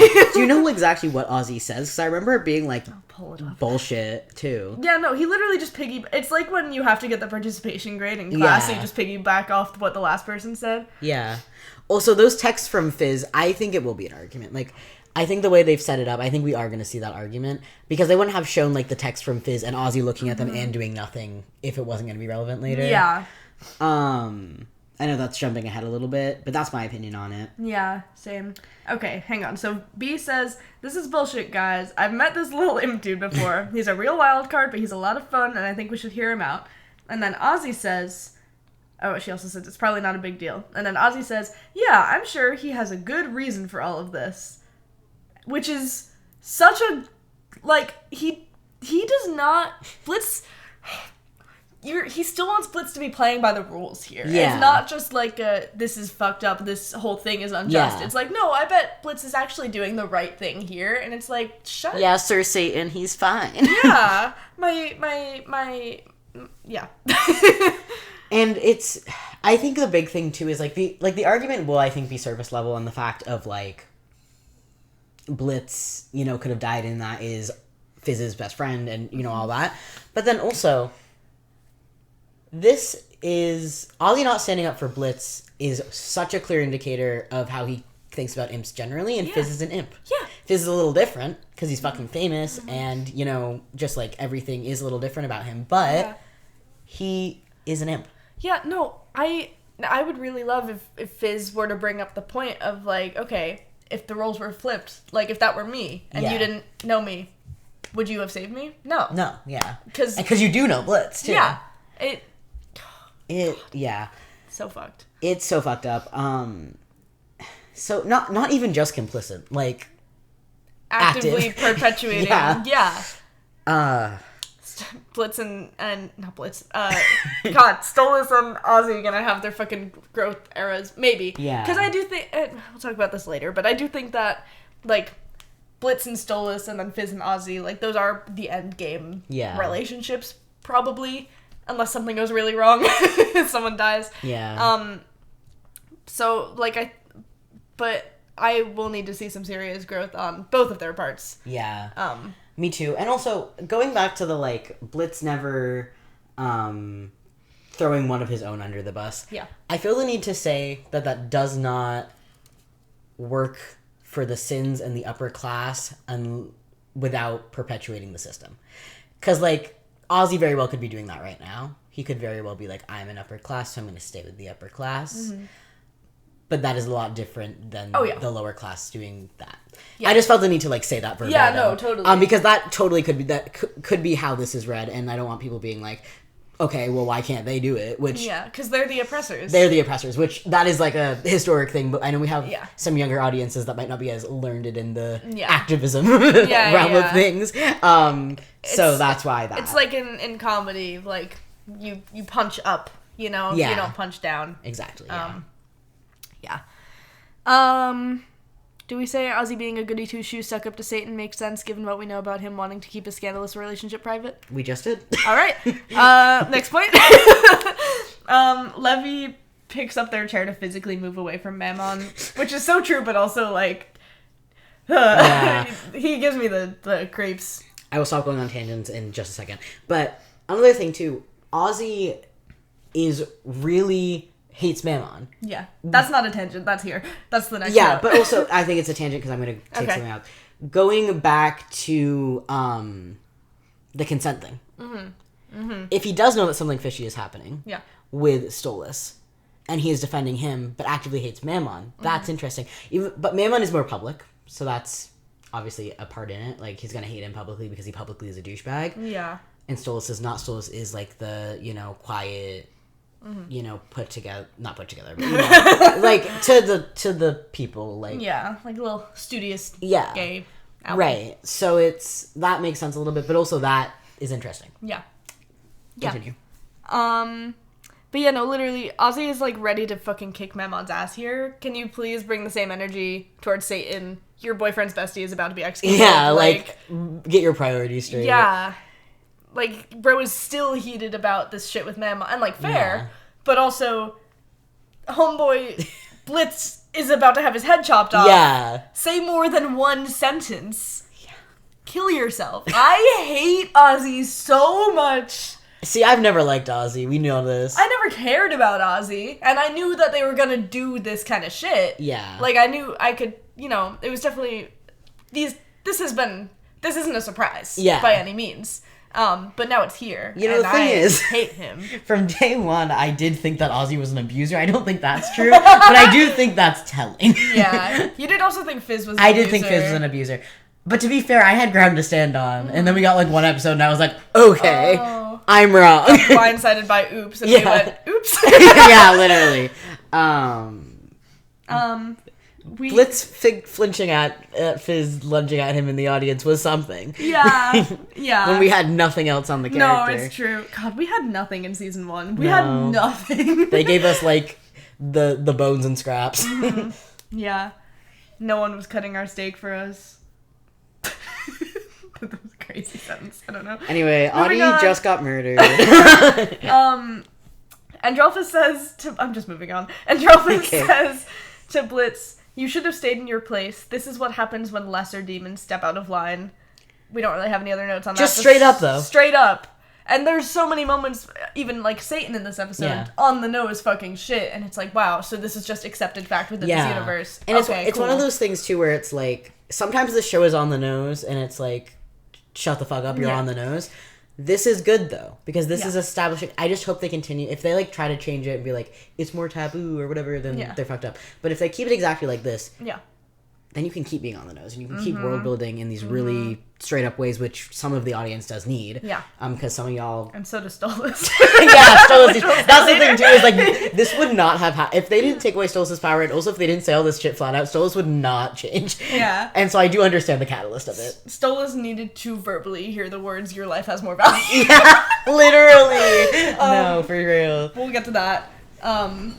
Sorry if you're squeaking your bed. Yeah, this guy sat in, like, 4 different positions. Blitz... Blitz's eyes when he and the IMP team are sentenced to death, it's a new eye animation. Yeah. You can take this. I pointed this out. Go ahead. Because you were like, hey, why the fuck did you say that? Yeah. Yeah, it's a new eye animation to show really intense emotions. We see it with Blitz, and I think maybe we see it with, not all of them actually, right? Or is it all of them at the very end? I think it's just Luna. No? Yeah, it's just Luna. Yeah. So it's Blitz and Luna, which is really interesting. Yeah. Because it's like they're losing their family. Yeah. They don't have anyone after this. Yeah. But the fact, Bro unlocked a new eye emotion. Like, because eyes are such a storyteller in this show. Mm-hmm. The shaking, the pupils, like Stolas's pupils are super telling. Mm-hmm. So to unlock a new emotion in the eyes. Yeah. Like a full, like it's not even like it's the same animation, but it's bigger. Like they're a whole new shape. Yeah. Holy shit. Like this is big. Yeah. This is, like, the biggest thing to happen. This is the climax of the series. Yeah. I'm going to ramble on this next point if you want, because this was my white whale of this episode. So when we first see, it goes between an imp family, and then Verosika, and then Fizz is, like, the first little sequence of people that we see watching the TV. We do see more other imp families later, but right here, it's specifically Verosika and Fizz, and then this other imp family, implying that they are of similar importance. And more to that point, this family there are framed photos of a circus, like circus tents, on their wall, plus like a photo of a horse, like the same kind of horses that we know were at the Blitz's circus. There's also a framed photo of a car. I don't know if that's in reference to anything, but it was the only other one, so it felt worth mentioning. And there's a bowl of lemons. Yes. Which Blitz has a lemon tree, and also goes into the AIM theory. Yes. Which I'm not going to talk about for sake of time, but look up, like, Blitz, Helluva Boss, AIM, Demon, or Duke of Hell theory. Someone's done some great videos on it. Maybe I'll talk about it in another episode, but that was a big one. We should do a bonus episode on that, I think. So, because I have a lot of... bowl of lemons. One of the kids has white markings on their arm and leg, which could be nothing, because like these kids are definitely too young to have, they too early to have been in the circus fire. So it's not like related to that or anything. It is just a little detail worth noting. But it does seem likely that this family has either a relation to the circus or to Blitz, to someone there. There's like an implication here that they have a link to Blitz somehow, because they show up in tandem with Fizz and Verosika and fucking Wally Wackford, who's also with Verosika. The circus photos, that is too intentional of a detail. Yeah, and it's all people that he knows really well. Yeah. And care about him, so. Yeah. And again, none of them have circus branding or anything. Kids are too young. Here are some of my just wild conjecture theories that I just need to get on the record in case any of them become true. One, Cash Buxo remarried, and this is his new wife. I just read that, and that's why I laughed. But it's with this fucking show, right? Yeah. Like, who's to say? Two, this is like Blitz's aunt, like especially if it's his mom's sister or something, and the little cousins. And little cousins, and that would be really fucking devastating, because I bet he probably feels too guilty to see his mom's sister since he killed his mom. Yeah. And then the other idea, this could be Fizz's family? We don't know shit about Fizz's family. And also, they don't really look like Fizz. No, they don't. They don't necessarily look like Blitz. That's true. They don't really look like anyone.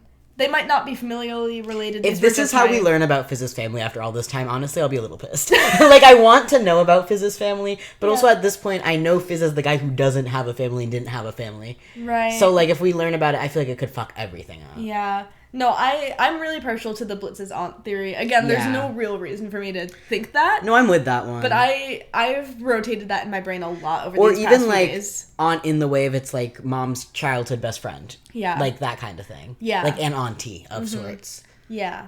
I'm just thinking, like, you know, these people weren't actively involved in the circus. Yeah.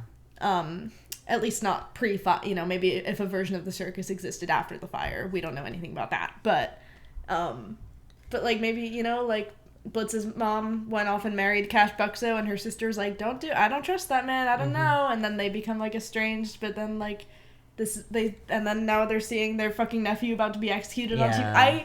I have no reason to think it, but I want it to be true so bad. Yeah. I have really latched onto this. It would be really crazy, though, the remarrying theory, if next episode we see the same cut of the kitchen, and then Cash Buxo fucking walks in. Yeah, no, literally. And we'll get into that, because Yeah. I think it's very likely he will make an appearance in the next episode, so that'd be fucking Next crazy. episode, I think so, but then also just generally, like, Definitely that man's again. gonna come, well, again, but also, like, in the way of, as a result of this episode. Mm-hmm. Oh, yeah. Yeah. Also, Wally and Vraska. Wally has been everywhere recently. Wally's been everywhere, and you know our thoughts on Wally Blackburn, dear listeners. But Wally and Vraska are both at Ozzy's, so, like, do they hang out, or do they just both happen to be there? Also, I like that Ozzy's is open, even though Ozzy isn't there. Who the fuck running it? We know it's not Fizz. We know it's not Fizz, yeah. Fizz is having a day off. Wait, Is Vraska supposed to be, like, running something? Do we know for sure that it's Ozzy's? I never double checked. Yeah, I was gonna say. I will look. Because, I mean, that theory makes sense, but also, like... It definitely looks like it. It's the colors of Ozzy, but also the colors of Ozzy are... it's like purples, which is also similar to Vraska. So Vraska has a bar. It looked to me very similar to the exact bar we see in Ozzy's, but I will check right now. Yeah. So I'm not spewing lies and Yeah. bullshit. But then that is really interesting, especially because Fizz notably has a day off. Like, that's what he's doing. Yeah. So who the fuck is at Ozzy's? Yeah. And what is the day off from? The sex shop? Ozzy's? What is it? But anyway. But yeah, do they hang out? And if it's Ozzy's, that does make sense because Wally and Vraska were both at Ozzy's for Ozzy's, the episode. So they could be completely unrelated, but they were all at a table together. Yeah. God, I'm sorry, I'm just scrolling through Ozzy's and this Blitz hiding behind his menu when he sees Fizz hits different. Yeah, yeah. Let-a-do. Anyway, you keep vamping. He said, fuck the guy I blew up. So it goes, you blew him? Sorry, I just think that joke is so Blew funny. him up. Oh, okay. Wait. Yeah. It was an accident. I wanted to blow you, not blow You up? No, literally. Literally.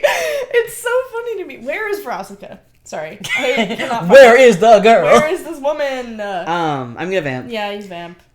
Fizz is eating Wacky Charms, which is Wally's cereal. Did it replace the Fizzos? Is it the knockoff Fizzos? And so now they're buying the knockoff because he doesn't want to support Mammon. Right. And did he run out of Mammonos? Mammonos. Or Fizzos is what they're called. Mammonos. Maybe eating Milanos, but I say it wrong. Mamanos. Me talking about my hands in Spanish. Mamanos. Really good. I'm really proud of that one. That's really Anyway, keep vamping. I love when we say vamping, we just mean continue going through the notes Yeah. without me while I look up some bullshit. Yeah. And drinking a milkshake with a bendy straw and ordering sushi. Yeah. You said big dinner. This is lunch. You're Because right. he asks if Ozzy will be here for lunch, and then Ozzy says, no, I probably won't make it. Start without me. And he says, I'm ordering sushi. You can't have any. I'm eating a whole boat. Which, this is so real. I do love it. I do think it is, like, probably nothing. But it is interesting leaning to the weight gain theory. Bro is on a weight gain plan. Bro has a supportive boyfriend. Yeah. But also, he doesn't... Regarding the weight gain art of it that we saw in... What was that? Full Moon? Yeah. I don't think it's continued. No, I don't think so either. So that theory There's aside... hardly anything there. Yeah. I do like... I mean... I don't dislike that he's eating a big lunch, so that's good. Yes. Like, I feel like that is intentional, and that's good. Good rep of that wise. But also, if they're going to make things like that, they should make him not super skinny. I don't know. Yeah. Okay, I finally... It's not the same bar. Yeah, I didn't think so. I don't know where It's it is. later. So this is the... They can't see Yeah, this. you gotta just talk. Yeah, but the bar in Ozzy's... Oh, is that a Greed bar? No, this is from Ozzy's. Oh, that's from Ozzy's. Yeah, the lighting is green because Fizz is on stage at this point. But yeah, Wally is working this bar in Ozzy's. So that's why him and Vraska are both there. But then, yeah, this bar... This just seems like a Veronica-esque bar, or just like a fun bar, generally. It kind of gives similar vibes to the Has-Been bar, actually, the The sex bar? the one where Loser Baby happens outside of? Maybe. They go to... There's the... I don't think that's that one. It's the one that they all go to. That Val is at. Yeah. That Val frequents with the hearts. Let me look that up real quick. I swear to fucking God. It's like the sex bar specifically or whatever. It's like specifically called something sex related and you're supposed... There's hookup rooms. It's like a whole thing. Sex bar. So yeah, they're probably just at some place in Lust though. Yeah. In this. Well, that bar would have been in Pride. The has-been one. Fucking hell. But they might be in Lost, yeah. Yeah. I'm gonna continue. Yeah, go for it. We're going back and forth, sorry guys. But Fizz sees Blitz on TV and immediately panics, like grabs his phone, fumbles it, like losing his fucking mind, and texts Ozzy, who continues to do fucking nothing. And it's interesting because we see him like text like being like, Ozzy, please, oh my fucking Satan, right? OMFS, oh which my fucking Satan, yeah. Interesting, we'll get into that. Yeah. And just like, you know, Oz, I think is what he ends it with, like pleading. Yeah. I think he does say please. And then Ozzy continues to do nothing, but we also see Ozzy like look at it. Yeah. And put his phone away. Yeah. Fucked up. Fucked the fuck up. Like, and it's not even like Blitz is going to die here. Like, yeah. Stolas doesn't show up, Blitz is dead. And they have no idea Stolas is coming. Like, straight up, there's no being like, oh, well, you know, I thought maybe they wouldn't go through. No, he's literally going to fucking die. And you are one of, again, 6 people who can maybe do something about it. And also, they were actively texting about lunch during the trial, right? Like, was Blitz already out at that point? Was that during the trial, or was that right before it started? I think it was before, I don't think they know it's Blitz is involved at all. Okay, I was gonna say, if Blitz was on that thing and they're actively texting, he doesn't say anything. But also, like, I don't know. Like, when your boyfriend's best friend is on trial to be killed, you, like, text him right away. Yeah, no, like, imagine Fizz wasn't watching TV. Yeah. And Ozzy fucking gets home, and Fizz is like, hey, how was the trial? And you have to tell him that his best friend just fucking died? At your hands, basically. At your hands, essentially? Yeah, like, what Can you fucking imagine? And, you know, I can't conclude if it's the same bar, by the way. No. It does look more similar in color, but... Anyway. I wish I could give this show credit for being consistent with characters' desires and thoughts on others. Because I cannot dismiss the theory of Ozzy is jealous of Blitz. I don't think that he would, like, letting him get killed is crazy for that. Yeah. But Ozzy being jealous of Blitz in relation to Fizz, I think would make a lot of sense. I think Ozzy's really insecure about himself. Like, I think that is what it comes down to, is he's insecure about himself. He doesn't want to speak up to Satan because of that. He doesn't want them to be public because of that. He doesn't trust the relationship because of that. And so, you know, he might be thinking of this in the way of like, oh, well, this guy causing me problems anyway. I don't really like him. And also, this isn't my fault. Because he's just complicit. Yeah, I definitely see it being a factor. And also,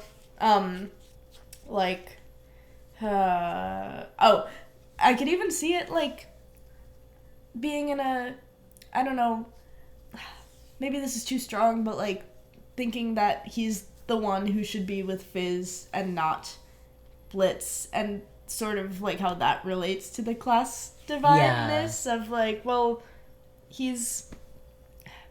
I don't know where I'm going with this, but do you know especially because Fizz is, like, a higher status imp. Yeah. As opposed to... But Blitz is making a name for himself. But, yeah, no, I totally get what you're saying.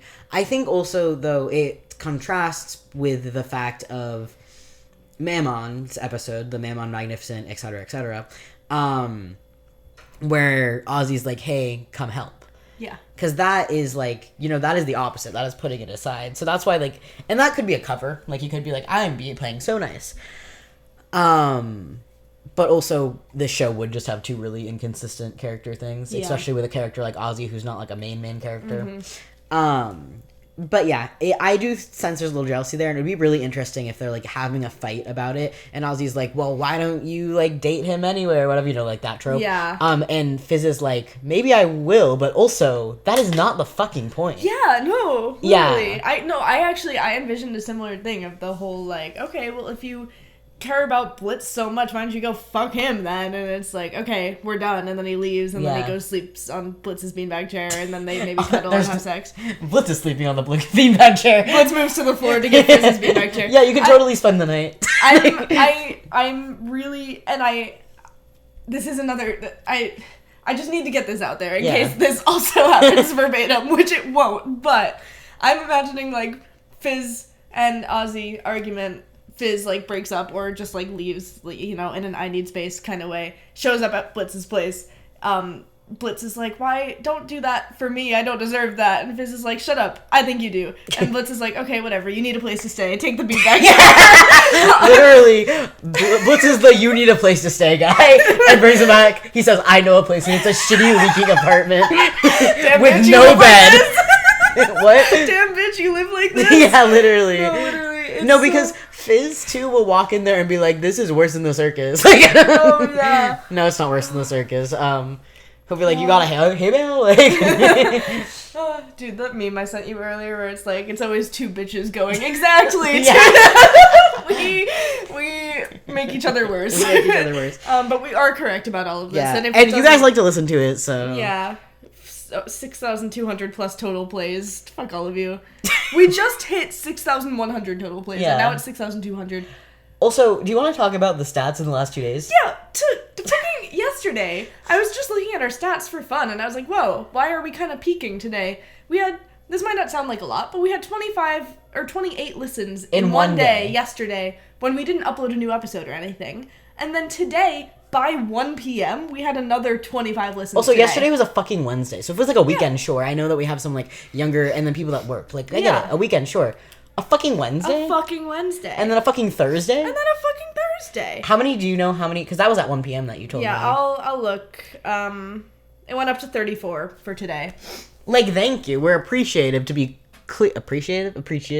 We appreciate. But yeah, I do think it starts counting like before midnight, because right now it's already showing the stats for December 13th and it's only 10 p.m. here, so it's not the 13th yet. Yeah. But like still, 34 listens in one day when we haven't done jack shit is crazy.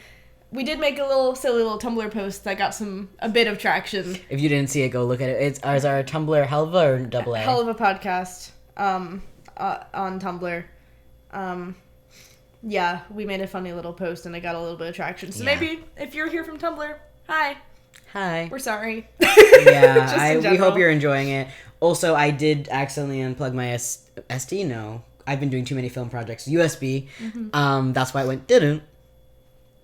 It went didn't. I didn't hear it. If they heard it, I wanted them to know why it went didn't. Didn't. That's a really good vocal stim. Didn't. Okay, anyway. Cantalo, baby.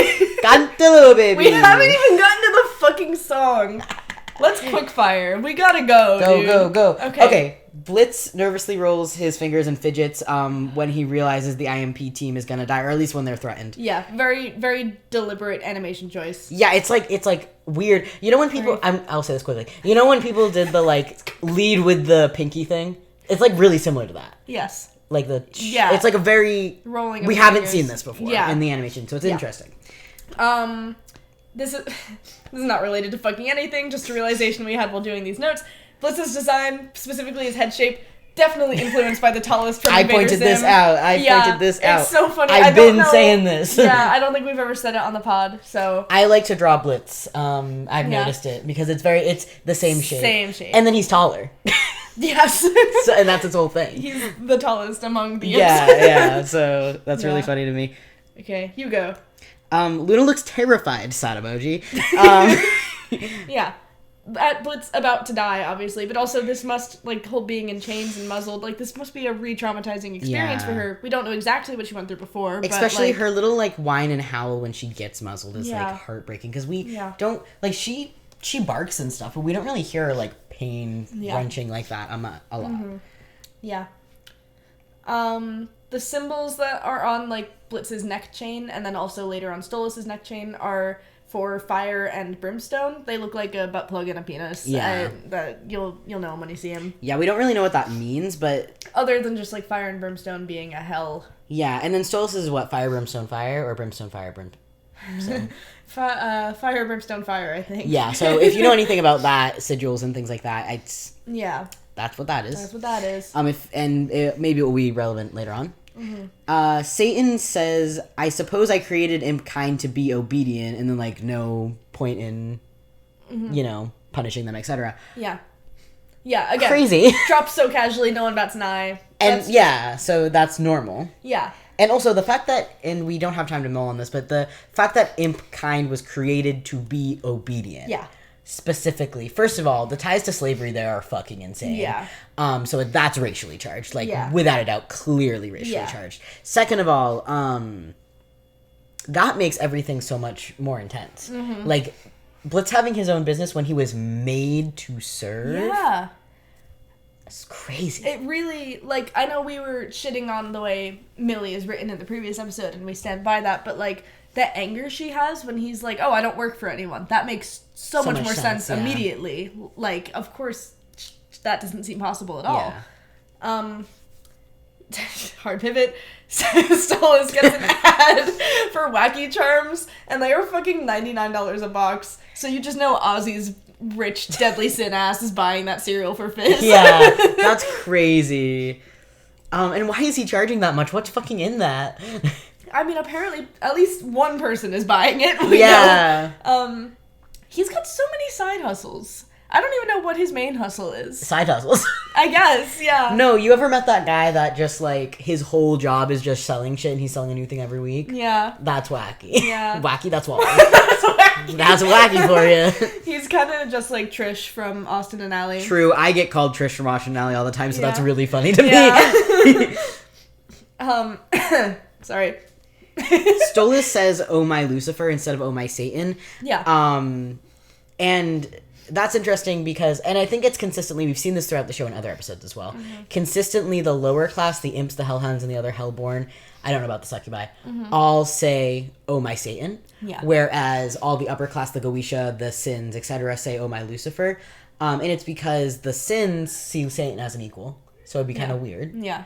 But especially the imps see Satan as, like, creator. Yeah. So is their oh my god is Satan. Yeah. I did want to go back and make sure that is consistent. I've seen a lot of people posting about it, and, like, they show clips from other episodes, and it's consistent. Okay. I wasn't sure if oh my Lucifer had ever even been said before. I don't think it is, but I think oh my Satan has. Yes, oh my Satan definitely and has. oh my Lucifer, they say that in Helluva a lot. And has been, you mean? Has been, yep. Yeah. We were talking about Helluva. Yep, this is Helluva podcast. Yeah.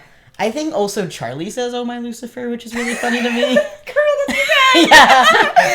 Girl. Or for, like, Lucifer's sake, something like that. Something, yeah. I vividly remember being like, huh. I mean, to be fair, if like, everyone else was saying it wouldn't matter. What do you think Jesus was doing?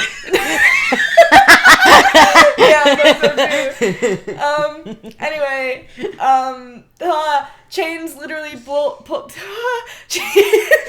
You got so scared. I almost said that the chains blow Blitz down to his knees, and I frightened myself. Down to his knees is feral. Chains pull Blitz down to his knees. Yeah, just like Truth Seekers. Just what? Yes. You wrote that. I forgot. No, in Truth Seekers, similar to, like, the gold chains that appear on Blitz's wrists when he's climbing the stairs up to Stolas on his hands and knees.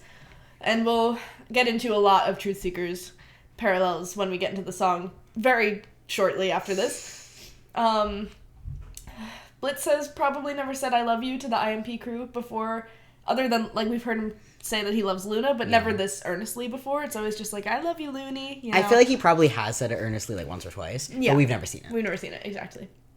Which is crazy. So when he says, I love you guys, so fucking seriously. Yeah. Terrifying. Yeah. Millie holds eye contact with Blitz even when everyone else looks away.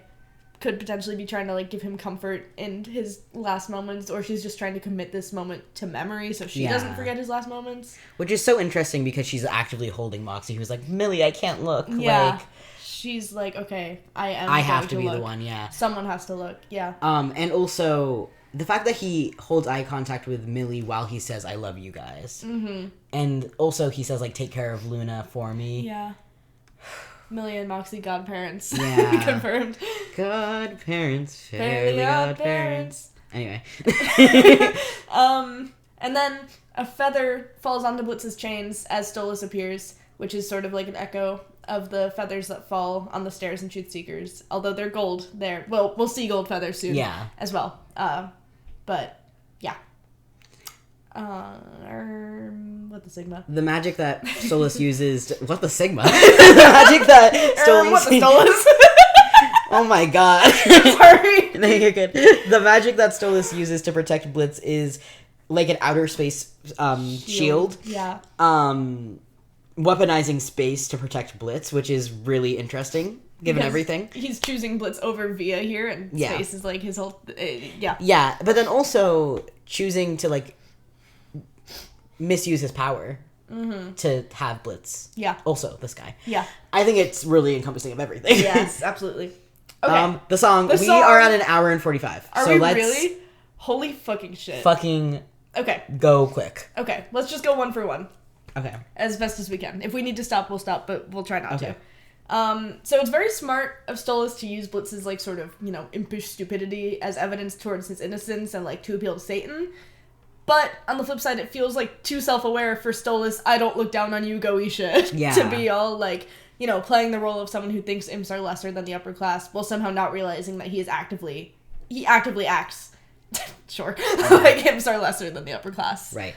That said, though, he could be one of those people that's, like, aware of the system being poor, but is like, I don't perpetrate it. Yeah. Actively perpetrates it. Yeah, exactly. So that could be something like that, but he is kind of too in it for that to be the case. Yeah. Opening of the song is intentionally a similar melody to Jack's Lament. Is that Lament? I was gonna say I didn't say that right. From Nightmare Before Christmas, which is super cool. Yeah, I've also seen people comparing frames where there's a lot of similar animation choices. And but was that intentionally similar? Is that from Sam Haft? I believe so. Okay. Yeah. Stolas is very cunty here. Dude was born to have a cape. Yeah. Also, we didn't even write a note about Cantalo Baby. Cantalo Baby! Great line, is a vocal stim. Yeah. For us. Anyway. Do you want me to take this next one? Yeah, go this ahead. This is my bullshit. Yeah. This was, oh my god! Literally like 30 minutes. Continue. Okay. So, Stolas... he conjures these rocks and is going up them like stairs. There is an angle. He is going upwards. Thank you very much. We argued about this. There's an angle. It's going up. Bro pulled up, like, frames on different devices and held them next to each other. Like, he is going up. They are parallel. But it feels... I'm not saying that anything else... There's any other connection here. But the framing here is very similar to when Moxie is going up the stairs to Blitz in his bad trip, and there is also candle imagery in both. Mm-hmm. And just given all of the other Truth Seekers connections here, like, I don't know that this is anything, because it doesn't really make sense. Being connected to Truth Seekers, just episode title-wise, is really interesting. Truth Seekers Mastermind? Just Truth Seekers being connected to this episode. Yeah. Yeah. Also... I've connected the dots. You haven't connected shit. I've connected them. It's literally me with this fucking frame. True. This is going back a little bit, but I'll be really quick. So bad. I know. We completely skipped over Blitz's whole line about, they never wanted to hear us. That's, like, one of the most important things. What the fuck? Yeah. We didn't write it in our notebook, either. You didn't write it in our notebook. There's a lot. Sorry, throwing audio under the bus as the handwriter. Do you want me to get the exact line? I don't think just because we're rapid firing. Okay. But basically, like, he does verbatim say, like, they were never planning on hearing us. Listening to us, yeah. Which is really important for everything of this episode, and I think is like a roll the rest of this season, or the rest of this show statement, you know? Yeah. Anyway. Yeah. You go. This song being Mastermind is very different from the previous ones. And they've all been nailing the songs being different, and you know, even Stolas' like voice, like he's done well, he's adjusted. Yeah. Also, they've had the song for like a long time. Sam Haft said since 2021. Since 2021, they've had this song done. Yeah. So I don't know when they started it, which I think is important. I don't know if they're planning out that long. I don't know if they wanted Mastermind to be earlier. I know Stolas was originally supposed to be a villain. Yeah. So that's just really interesting to me. Yeah. Although they do have the song for the season 3 finale almost done, they've also said. Yeah. So there was a lot of planning ahead that happened. But 2021, that's... Yeah, but... That was the pilot? No. No, the show came out in 2020. First started in 2020. Yeah. But considering season 2... Sorry. Season 2, like, it's been over 2 years in the making. You know? So by the time we get to the end of season 3, it might be another 2 years. And that would line up with that. That's true. It's just independent animation, I think. It's just interesting to me, timeline-wise. Because it's not industry standard, but that makes sense because it's independent. Yeah. Continue. I don't even want to call him Osmodius. Osmodius. Sin of lust. Sin of lust. And B, they look at Stolas like, lol, bro, what? They know he's pulling shenanigans here. Which, if they know that there's shit going on here, then why isn't Oz fucking saying anything? Anyway, you go. This is another thing from Sam Haft, a video he did. Stolas says mastermindery, which isn't a word, and it's a small but intentional detail to emphasize that he is putting on a show or an act, because... he wouldn't use that kind of word because he's a nerd. He's a nerd. He loves words. That's so he wouldn't use a fake word. Yeah. Yeah. The framing of Stolas grabbing Blitz's face is so similar to Truth Seekers. Yeah. And in turn is similar to Crimson grabbing Moxie's face, which is something we've noted before. Yeah.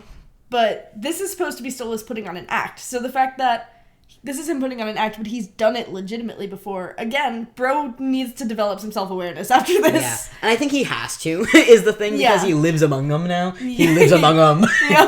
Among us. But yeah, that... Yeah. And Bliss looks so scared when Stolas grabs his face, which could just be, like, the physical touch, and, like, everything about this could be that Stolas was just in his big, scary, epic form, which we also... This is the first time we've seen it since Truth Seekers. And he looks terrified in Truth Seekers as well. Yeah. Terrified, but also, like, in awe, kind of. This one, he flinches, too, right? When he grabs his face in this one? I don't know. Hard to say. Yeah, it is quick. Yeah. But yeah, these are... The parallels to Truth Seekers here feel so intentional, because they're both instances in which Stolas comes to Blitz's rescue, but then also in an incredibly patronizing way. Like, you know, in Truth Seekers, it's like, are you not being careful up here? Like, you little demons, are you not being careful? Yeah. And then here, he's literally singing a whole song about him being a stupid little demon. Yeah. Yeah. Next note is the song fucks musically. It does. Yeah. We got girls with the duet, but... Yeah. This says Audie. I've had it stuck in my head literally since the episode dropped. I wrote these notes on this document like, I think on Monday night I was writing this, and this is still true on Thursday. It's been, like, 2 weeks since it dropped. Is that true? Holy fucking shit. We have been in finals hell. Nothing is real. Yeah. No, this came out yesterday. But I literally have had this song stuck in my head for the past 2 weeks at this point, which is crazy. That is crazy. Yeah. And the space animation / background is meant to mirror Look My Way. Sorry, I was making sure I didn't skip a note. Yeah, you're good. Has the same color palette, but the sky is more red around Blitz. Mm-hmm. And Blitz is in water. Yeah.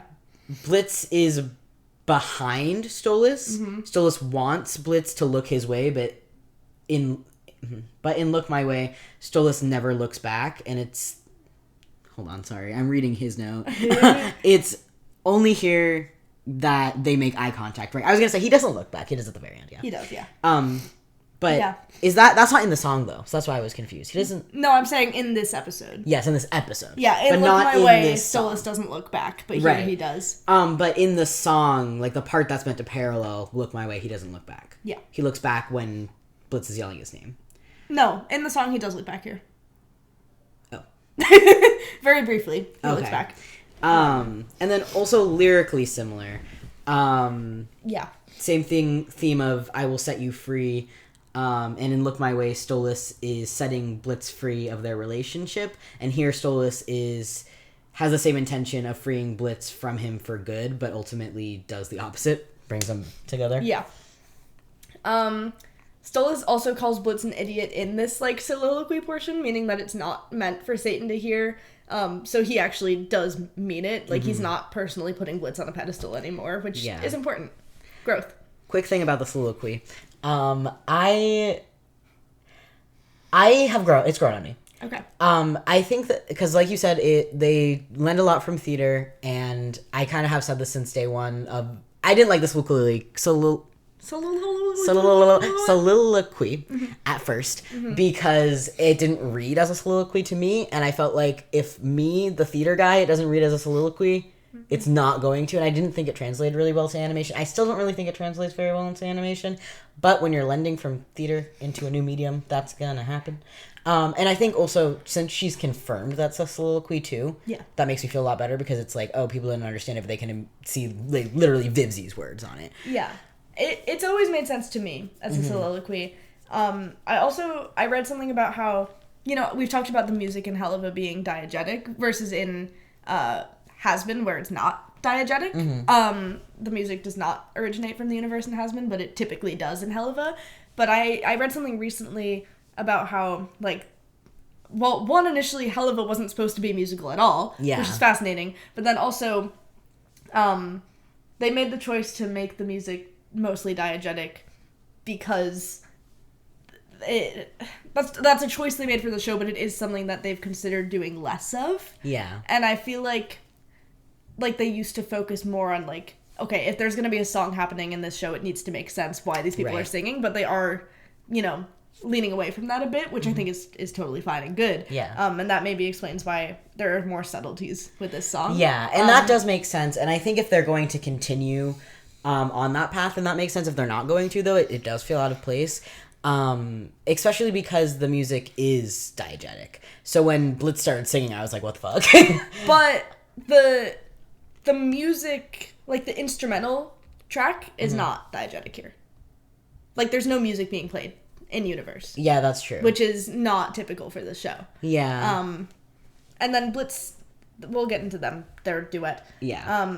I have more grievances on this that we don't have time for. If you want to hear more about them, let me know in the comments. Yeah, there are some more of them in here. Let's just read through them. Go. Me? Okay. What are you doing? I don't deserve this. Voice acting. Fucking ouch. Also, the chains, reappear around Blitz's wrists here, and they turn gold. I think sort of meant to represent that Blitz doesn't have the power in this situation. Stolas does, which is why he then sings, I am the mastermind, the master of my fate. Stolas is utilizing his privilege here, whether he realizes it or not. He's making the decisions for both his and Blitz's lives. Yeah. And the gold feathers, again, echo Truth Seekers. We mentioned that a little bit. Yeah. In Truth Seekers, laid the foundation for season 2 so much. Yeah. It's crazy that was, the episode for so long. But yeah, the parallels are crazy. Yeah. So, okay, let's talk about You're My Light, You're My Heart. Yeah. Since fucking when is Stolas' heart? This is the one thing that I can give this line the benefit of the doubt, because one, they are both singing here, but it's kind of complicated on whether or not they really are hearing each other here. It's more just meant to represent, their internal thoughts. It's not like Blitz is, telling Stolas, you're my heart. It's just kind of, how he feels. But I don't think he's at that point for himself, even. Being Stolas is my heart. Right. I don't think so. But maybe he doesn't need to be, he can feel it without knowing he feels it. Yeah. I don't know. That's why it still is messy, but I can give it the benefit of the doubt. But, we have seen Blitz coming to terms with his own feelings for Stolas, since their little breakup. But the main thing is that we haven't seen an apology or any growth from Stolas. Mm-hmm. And Blitz, being who he is, it doesn't seem right that he would be so quick to... I mean, it's not that he does forgive him, necessarily, but, it kind of just feels like all of that is just water under the bridge here when he's saying, you're my heart. Which doesn't make any sense for his character, but also is kind of just horrible writing. That man, why do you want your protag to get back with the person when they haven't changed at all, when the whole reason they broke up was so that they needed to change? Yeah, and I do think there is going to be more complication and growth on Stolas' end before they do properly get together. Yeah. So that's, for me, where I'm still okay, whatever. But I do understand the strong dislike of that line. On the flip side, singing it is so fun. Yeah. This whole song, musically, this is one of my favorite songs in the whole show. Really up there for me. Mm-hmm. It's a lot of fun. I do think it's really interesting, too, that the first time that Brandon Rogers is, really saying is this song. Yeah. Just with that in mind, the fact of, yeah, this doesn't really make sense, but it is 3 songs, so that's cool. And it being like, I don't know, it feels special. Yeah. And also the only death can rend our love apart line is kind of silly. And the animation here of both is of so them fucking stupid. So goofy, but it's meant to be so serious. Yeah, it's... At least the Charlie Morningstar thing I was thinking was supposed to be camp. Yeah. The like... the jazz stinger. Yeah. Yeah. But this I don't think is the problem. And yeah, I don't... It's also not only death can render... Is it our love apart or is it just love apart? Our love apart. Oh, rend our. Rend our love apart. Yeah, not rend... Okay, I see. Yeah. Every time I sing it, I swear I say one or the other. But... Yeah. Yeah. It feels out of place to me, but that might just be me. Yeah. I see it. Yeah. Anyway. That's in our notes. I'm not just saying anyway. No, go for it. Ozzy, you are a coward is what Audie wrote. I do hope we see I agree with this. I hope we see the repercussions of his cowardness and in the relationship with Fizz. Like, I hope or our personal theory. Okay. Our personal theory. Oh, we already talked about that. Okay. Don't worry about I was going to say, I'm just going to vamp on it instead of reading this whole thing. Is that okay? Yeah. Okay. I hope that they break up. Yeah. And that Ozzy has to face the consequences and he has to grow. Or it would also be interesting if he doesn't have to grow and Fizz just doesn't be with him anymore. Yeah. Would also be pretty interesting. But I think that would be really interesting. Yeah. I don't have faith that that's the route that I don't either. Going, I think they are going to go like they make up in their lovey-dovey and everything. For one, the sake of like Fizz would then have to like find a new job and like to get everything that his story revolves around has to change. Right. But I could see it being a long-term thing. Like, it takes a while for them to get back together. Yeah. Which I'm hoping is... I don't want it to be like a one and... Yeah. You know? I don't want it to be either. I just don't have faith in the show for it to not be. Well, I think because of how much they mirror Blitz and Stolas, I feel like whatever arc Stolas goes through, Ozzy will... Maybe we won't see as much of it, but I feel like it will be time frame-wise similar. I do think the most interesting thing they could do is having them never get back together because Ozzy doesn't change. Yeah. Because in that case, they're mirroring each other and they go in different directions. Yeah, that'd be interesting. That's another thing I have with the show is they have a bunch of couples and they're like, oh yeah, they're all kind of the same thing, but in different fronts and have different problems. Yeah. But it's like I want messy. I want angst. I want things to break up and I want people to be people and not all be the same exact thing. Yeah. Also, we've talked about them breaking up.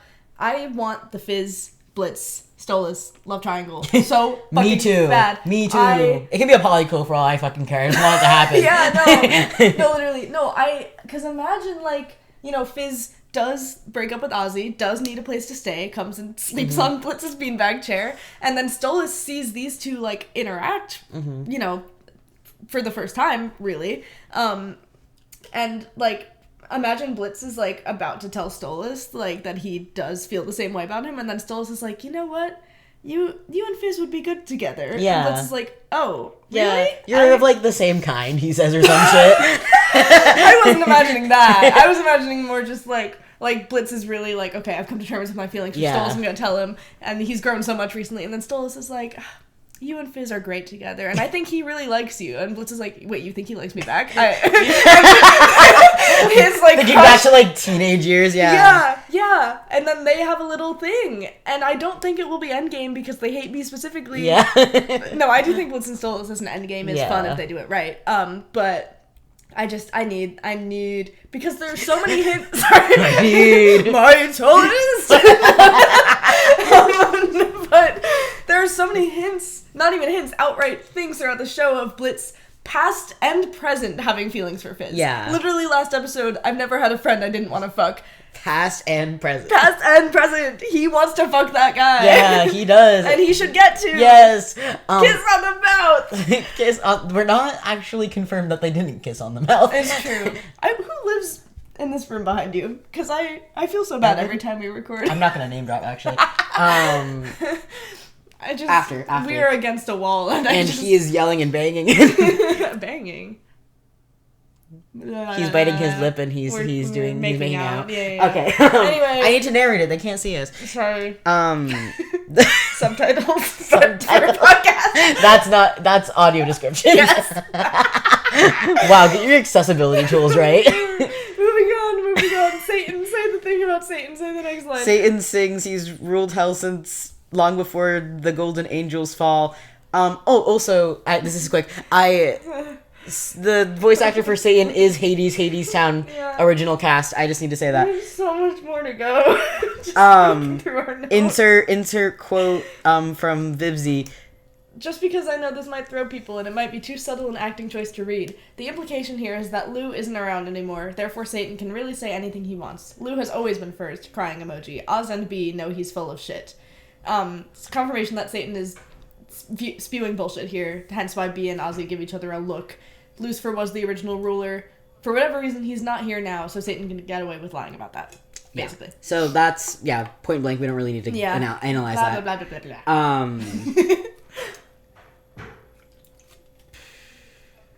This is probably the only time, other than Western Energy, that Stolas has been in chains, or other than Kinky Sex, Audie wrote. You said that when we first took our notes. I probably did, yeah. Because I'm right. Yeah. But the thing is, it's also, like, the first time that he's probably ever been in, like, genuine danger, too. Yeah. That he knew of. Because there's the striker thing. Am I in danger right now? Like, yeah. So. This isn't, but similar to how, Blitz against the system, except Stolas doesn't realize that he is privileged. Yeah. And the system isn't actually gonna Stolas is like, okay, I sacrificed my life, and they're like, they're basically like, you're white. I don't know. No, literally. It's like, no, we just need, like, your book and your daughter. Yeah, we just can't give you, like, power over others right now. Yeah, but like, soon, in 100 years or so, you're fine. Maybe on good behavior. Just, we need Twitter to stop canceling. Okay. Stolas Lucy powers. That's our next Lucy section. powers. We one for one. Okay. Let's do this shit for real. Go ahead. Okay. Stolas doesn't actually say a word to Blitz this entire fucking time. Yeah, he does, like, the persona thing, and he sings to him, but he doesn't actually talk to him. He's more even singing about Blitz to the jury. Yeah. Yeah, like, I don't... Me when I'm on jury for the Deadly Sins. Making jury duty for fucking Blitzo Bugso's execution. Stop. And then there's eyes on the Axon wall. Yeah. And so we learned, this is on the fan wiki, I think, and it was something that Vivsy said at a con. I don't know what con. In a Q&A. Oh, a Q&A, my bad. On her YouTube channel. On her YouTube channel, even better, more accessible. Mm-hmm. She says, if a demon dies in hell, the dark energy in them wanders off and possesses random inanimate objects, which is why there are functioning eyes in the background throughout the show. So if anyone wants to do analysis and watch the entire show and tell us every single time there's eyes. No, I'm gonna do that. That's gonna be one of my bonus episodes. Okay, We're gonna figure out which eye is Blitz's mom. We're gonna cross-reference, carry the two. Yeah. No, but I genuinely, like, not literally, but also... But her eye did fall out. Her eye did fall out, and also the eyes on the axe. Like, there's clearly, like, those are people who died to that axe, you know? Yeah. Like, there are connections we can maybe find. And there's eyes not even just on the axe, like, they're on the surrounding objects, they're on the wall, so it's like, it is, like, how hard they splatter, basically. You know? Like, yeah. But that's genuinely what it is. God, my phone's on 3%, we gotta go, man. And, potential bonus episode. Yeah. Go ahead. Blitz is so desperate here that he breaks free of the guards to run up to Stolas and, like, grabs his cape. He's crying, begging, tail flake out the wazoo, eyes shaking, voice acting, Brandon Rogers, oh my fucking god. You ate, you left no crumbs, you 4 plus 4. You no crumbs. No crumbs. Yeah. 4 plus 4. There you go.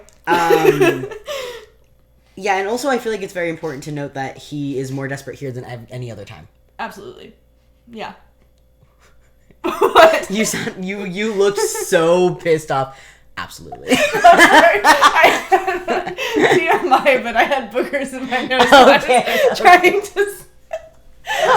Audie made me so scared. I was like, this dude hates me. This guy thinks I have the wrong opinions. Anyway. Absolutely. Yeah. Yeah, it's cute. I skip it every time. Anyway.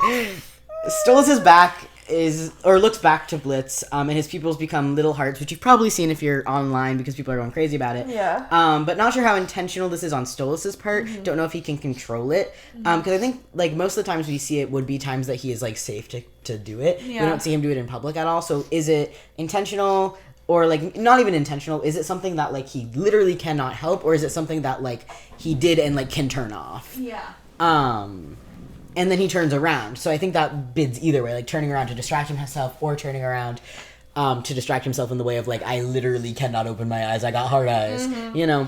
So that's interesting. Yeah. But if it is intentional at all, it is kind of his way of telling Blitz he loves him one final time. Yeah. Which is fucked up. That is fucked up. And I'm killing myself. Also, Blitz, literally, the whole, like, no, Harriet, don't get on that train, it's going to London, and I cannot be without you, that whole bullshit rom-com stuff that Stola says in... Stolas, that's a rom-com. I watched that one. Yeah.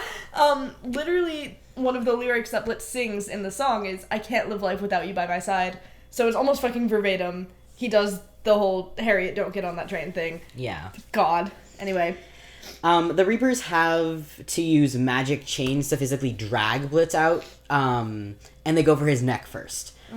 Which, as you pointed out, is a recurring fucking theme in the show. Yeah. They touch his neck, it's like sexual, it's creepy, it's violent, everything around his neck. But also they are legitimately in this episode coming for his neck in the literal and metaphorical way. Yeah. So that's really interesting. And, like, also he's screaming.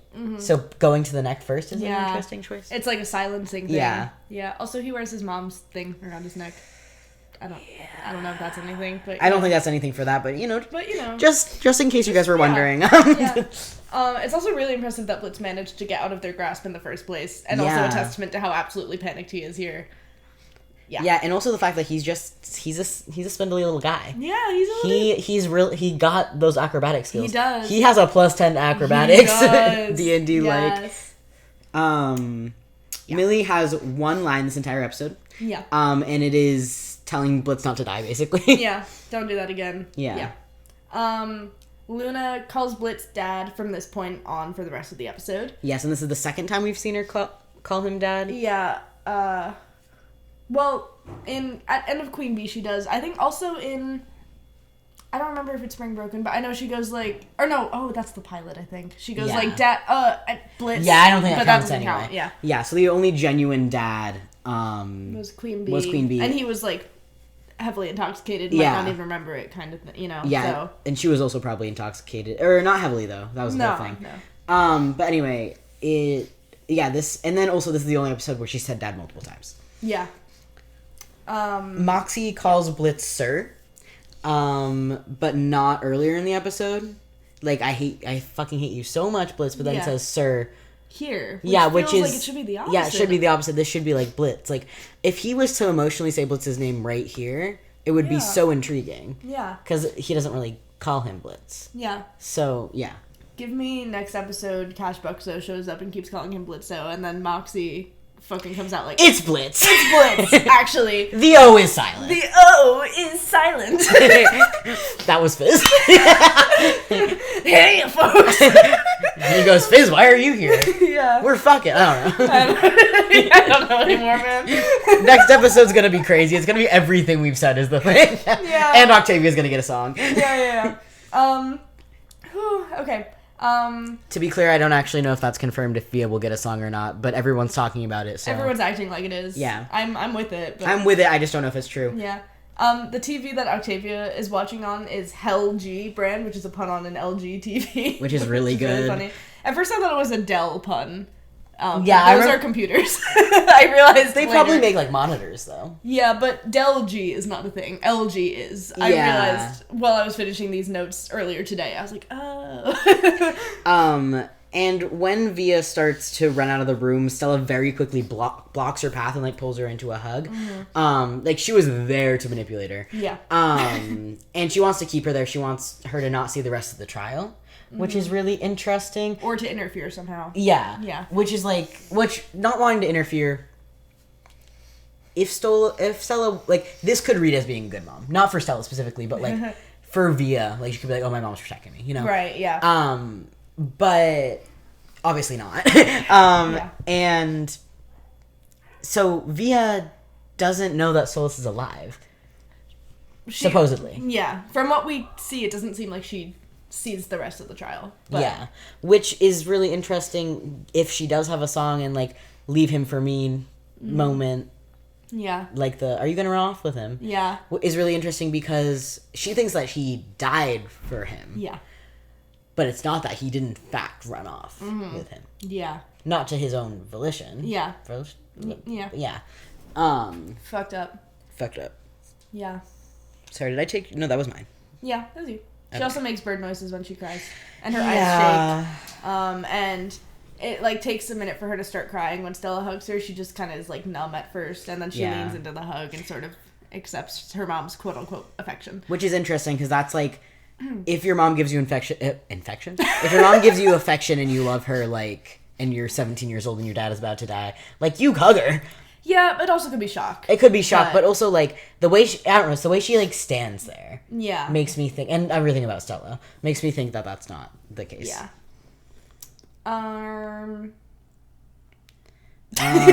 Satan says, quote, You are demon royalty, so your life has actual worth. Literally verbatim. Yeah. Which we were saying earlier. On the nose, but also...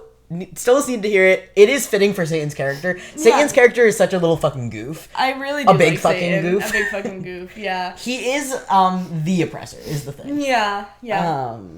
This is relevant actually. Just to the world. Oh, okay. Yeah. Yeah. Anyway. Yeah, and generally Satan is a lot more pleasant talking to Stolas now that Blitz and the rest of the IMP team aren't in the room. Doesn't care about being threatening anymore. He's just so indifferent. Like, yeah, okay, that works. Yeah, no worries. And doesn't give a shit about, like, being fair or, like, anything. Is like, yeah, okay, sure, that works. Yeah. The whole, like, the thing is that Via will be of age in 1 year. Yeah. And he doesn't ask, like, how old's your daughter? Yeah. And also, his daughter's not 100 years. Like, that's not possible. 100 years to be 18. So why 100 years? I don't know. Just be, like, 10 years. Like, it's not... Yeah. Anyway. Yeah. Androphis is definitely going to try to kill Octavia so that he doesn't have to relinquish control to her when she comes of age in the year. I am curious to know if Stella will be on board with that. Yeah. Because she's not really getting anything out of this. Like, Androphis is manipulating her, trying to get Stolas' power. Yeah. So...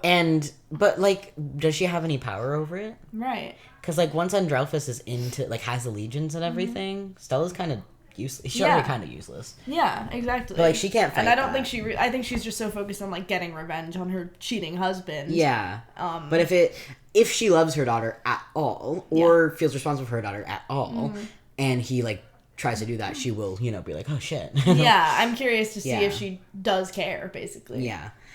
Also, one of the frames we have left from the trailer for Sinsmas is, like, Andrelphis shooting something and Splits and Stolas being in the ice and protecting themselves. Yeah. So that's interesting in this vein. Yeah. And then we have Via with the stars. Yeah, I think it's Agathos Tears is what it is. The purple. Hard to say. Yeah, but it is purple goop. That's falling from the sky. Goop. Yeah. I do have a little section at the end with just some general, like, predictions for Sinsmas, just to make sure we're covering all our bases, and that is something. Yeah. Okay, sorry. No, you're good. Satan, he conjures up these, like, big rings that strip Stolas of his powers, and they have sigils on them, which we figured out are Stolas's, Androphis's, and Satan's sigils, so they're indicating, like, this transfer of power that's occurring. Which is really cool. Yeah, good cool animation, detail. Yeah. And then there's also a pentagram, and then the same fire and brimstone symbols as before. Yeah. And the power is drained from Stolas through his eyes, and then his pupils reappear. His pupils. In his eyes and stay there for the rest of the episode. So is it permanent now? Right. And also, the fact that it comes through his eyes is really interesting, because he doesn't use his eyes for power, but is it because... For, in Lululand, when his eyes, like, he flashes his eyes red and freezes that guy. Oh, that's true. But I mean, like, he doesn't have, like, laser eyes or shit. Like, it doesn't come... His powers doesn't come out of his eyes, yeah. is what I mean. But also, like, he has, like, prophecy shit, you know, like, that, all-seeing, that makes sense. Yeah, like, knowledge, future seeing, yeah. Right. But that's... I meant laser eyes is what I meant. Yeah. I'm laughing at this. His hat falls to the ground when his power is drained. Does his hat have a tie to his powers or status? You want to take this? My favorite post to come out of this episode maybe one of my favorite posts to come out of this show. Your favorite post ever. Is someone editing it when Stolas says, "What about my daughter?"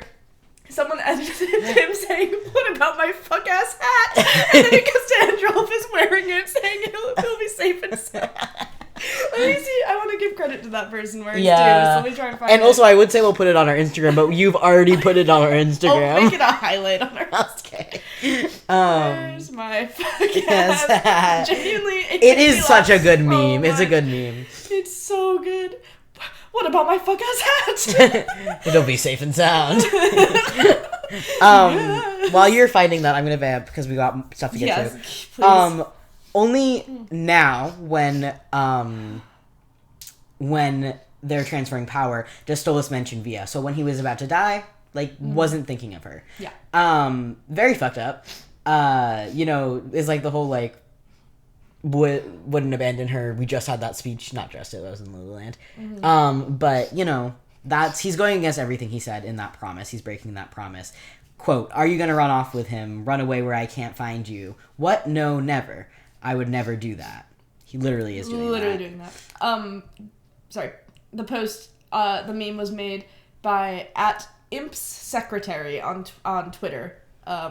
Shout out to you for making the funniest fucking Helluva Boss meme I've ever seen in my fucking life. Really good. I'm gonna put it on our Instagram again. And then the last note of this section is Ozzy doesn't actually seem upset by any of this. Yeah. B looks concerned. B has a concerned expression on her face. Ozzy is so impartial. Yeah. Fuck that guy. He gives another annoyed look at Mammon. Yeah. And then B also does, but then turns back to Stolas and looks concerned. We did frame by frame. So they both look at Mammon while he takes out all his food and is like, "You fucking asshole." Yeah. And then B looks up and such concern. I think more concern than we've seen on her. Yeah. And Ozzy's just straight face. No. Yeah. At least he's got Kesha on his side. Yeah. It's true. Okay. And then Blitz taking him home. This is our last section. Yes. It is still 2 pages. We are at 221, so we need to go. Okay. Stolas says, "I'm okay. Bitch, no the fuck you're not." Also, as the stars start to align.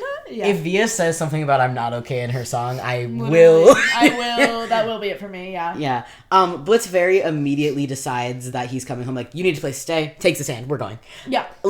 No second thought. He's a caretaker above all else. A protector. And also probably comes from a place of guilt. Yeah. But, that caretaker role is just so innate that he's like, "Yep, let's go." Yeah. Luna's ears are flat on her head. She looks so sad.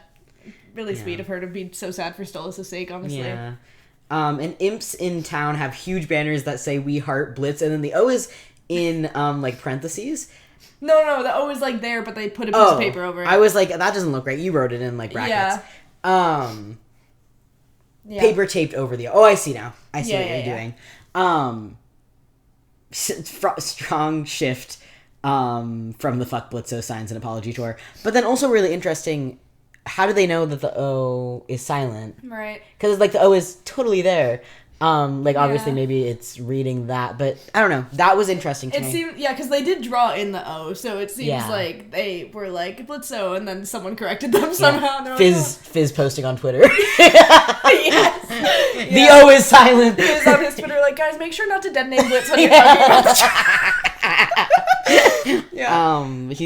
Ally. I don't know what's going on with Blitz's fuck ass name, but ally. Yeah. What about my fuck ass? Okay. Blitz puts an arm around Stolas' waist and pulls him closer when people start throwing shit at him. And it's interesting because it's protecting him, but also being he's with me. Yeah. When they get to Blitz's apartment, Stolas very briefly looks at the walls of pictures with Blitz's face crossed out, and he looks sad and confused. Yeah. Not happy. Doesn't dwell on it other than that, but he's got shit going on, to be fair. Yeah. I'm interested if they'll go over it again later. Yeah, I really hope so. Luna has to crouch down so much to hug Blitz. She's literally practically sitting on the floor to hug him, but he looks so happy to be hugged by her. She says, "I love you, Dad," which is so sweet. And Stolas' eyes shake while he watches them have this moment, definitely starting to realize what he's done to Via and feeling that regret. And that expression stays on his face as it cuts ahead to him in the bath, so he's feeling that this whole time. Blitz has a horse sponge that he washes with him with, which is so funny. Yeah. Parallel to the first time we saw Stolas way back in Murder Family, like, his first canonical appearance in the show, he was in the bath talking to Blitz on the phone, and now he's getting a little chubby. Yeah, which is crazy. We've come full circle. Oh, how the mighty have fallen. True. And the nice details of general wear and tear around Blitz's apartment. I went crazy about this. There's stains on the wall. The fabric, where's the ripped fabric? Like on their couch. Oh yeah, the couch. Yeah. And then even the wallpaper is like torn. And then also the color palette is bare. Like, this is a cheap ass apartment. Yeah. They are not decorated. It is those like browns and reds. Yeah. Like, there's a lot of horse paraphernalia. Yeah, but paraphernalia. What kind of horse should he got on his walls? But paraphernalia is not. It's sexual? Like, it's not sexual, but it's like it's prohibited items, I think. No, it's a collection of equipment, tools, or furnishings used for a specific activity. Oh, I always hear it in a. It can also be drugs. Okay, but not inherently. Okay. But yeah, basically. Like, this bathroom specifically. Like, normally with a muted color palette, like in Truth Seekers, we're like, But this is, like, it feels intentional. Yeah. Stolas flaps his does a little, like, he does it twice. And he's, like, hugging himself in the bath. He's so sad and cold. Which it snowed today. I walked out of my class on the way to the dining hall, and I go, and I was like, oh my god, I'm just like him. I do that. Also, if anyone has seen the Snood, fan comic, you'll know what I'm talking about if you've seen it. I showed Audie earlier because I keep thinking about it. It's so freaking silly. It's so silly. It's Snood. It's Snood, but he would. Yeah. Also, the lip flaps in the bath do sound like when you would give your webkin a bath and it was too cold. Like, exactly the same, basically. I wanted to just say that. Stolas is a webkin. It's you. Oh. I've talked, so I thought I was done. Blitz says some nice agua, and earlier he said gracias, but he said gracias. Gracias. Yeah. To people cheering, so it's like, does he speak Spanish? Or, like, he's like, no sabo, if anything. Like, he can't fucking do it. Yeah. No sabo kid. No sabo kid, if he was around Spanish at all. Yeah. Because he pronounces everything wrong, but is it also, like, a nervous, awkward thing? Because, yeah, like, we haven't seen this before, I don't think, at all. Yeah. Nice agua. Nice agua. Gracias. He's like Google Translate. Bro's, like, having a panic attack. Yeah. Yeah. But I think generally we were interested in, like, does Stolas fucking speak Spanish? Because Fasago, if they're related, but also his ass did not learn Spanish. But maybe he did. He loves to learn. Yeah. But also he's not culturally aware. Yeah. So I don't know.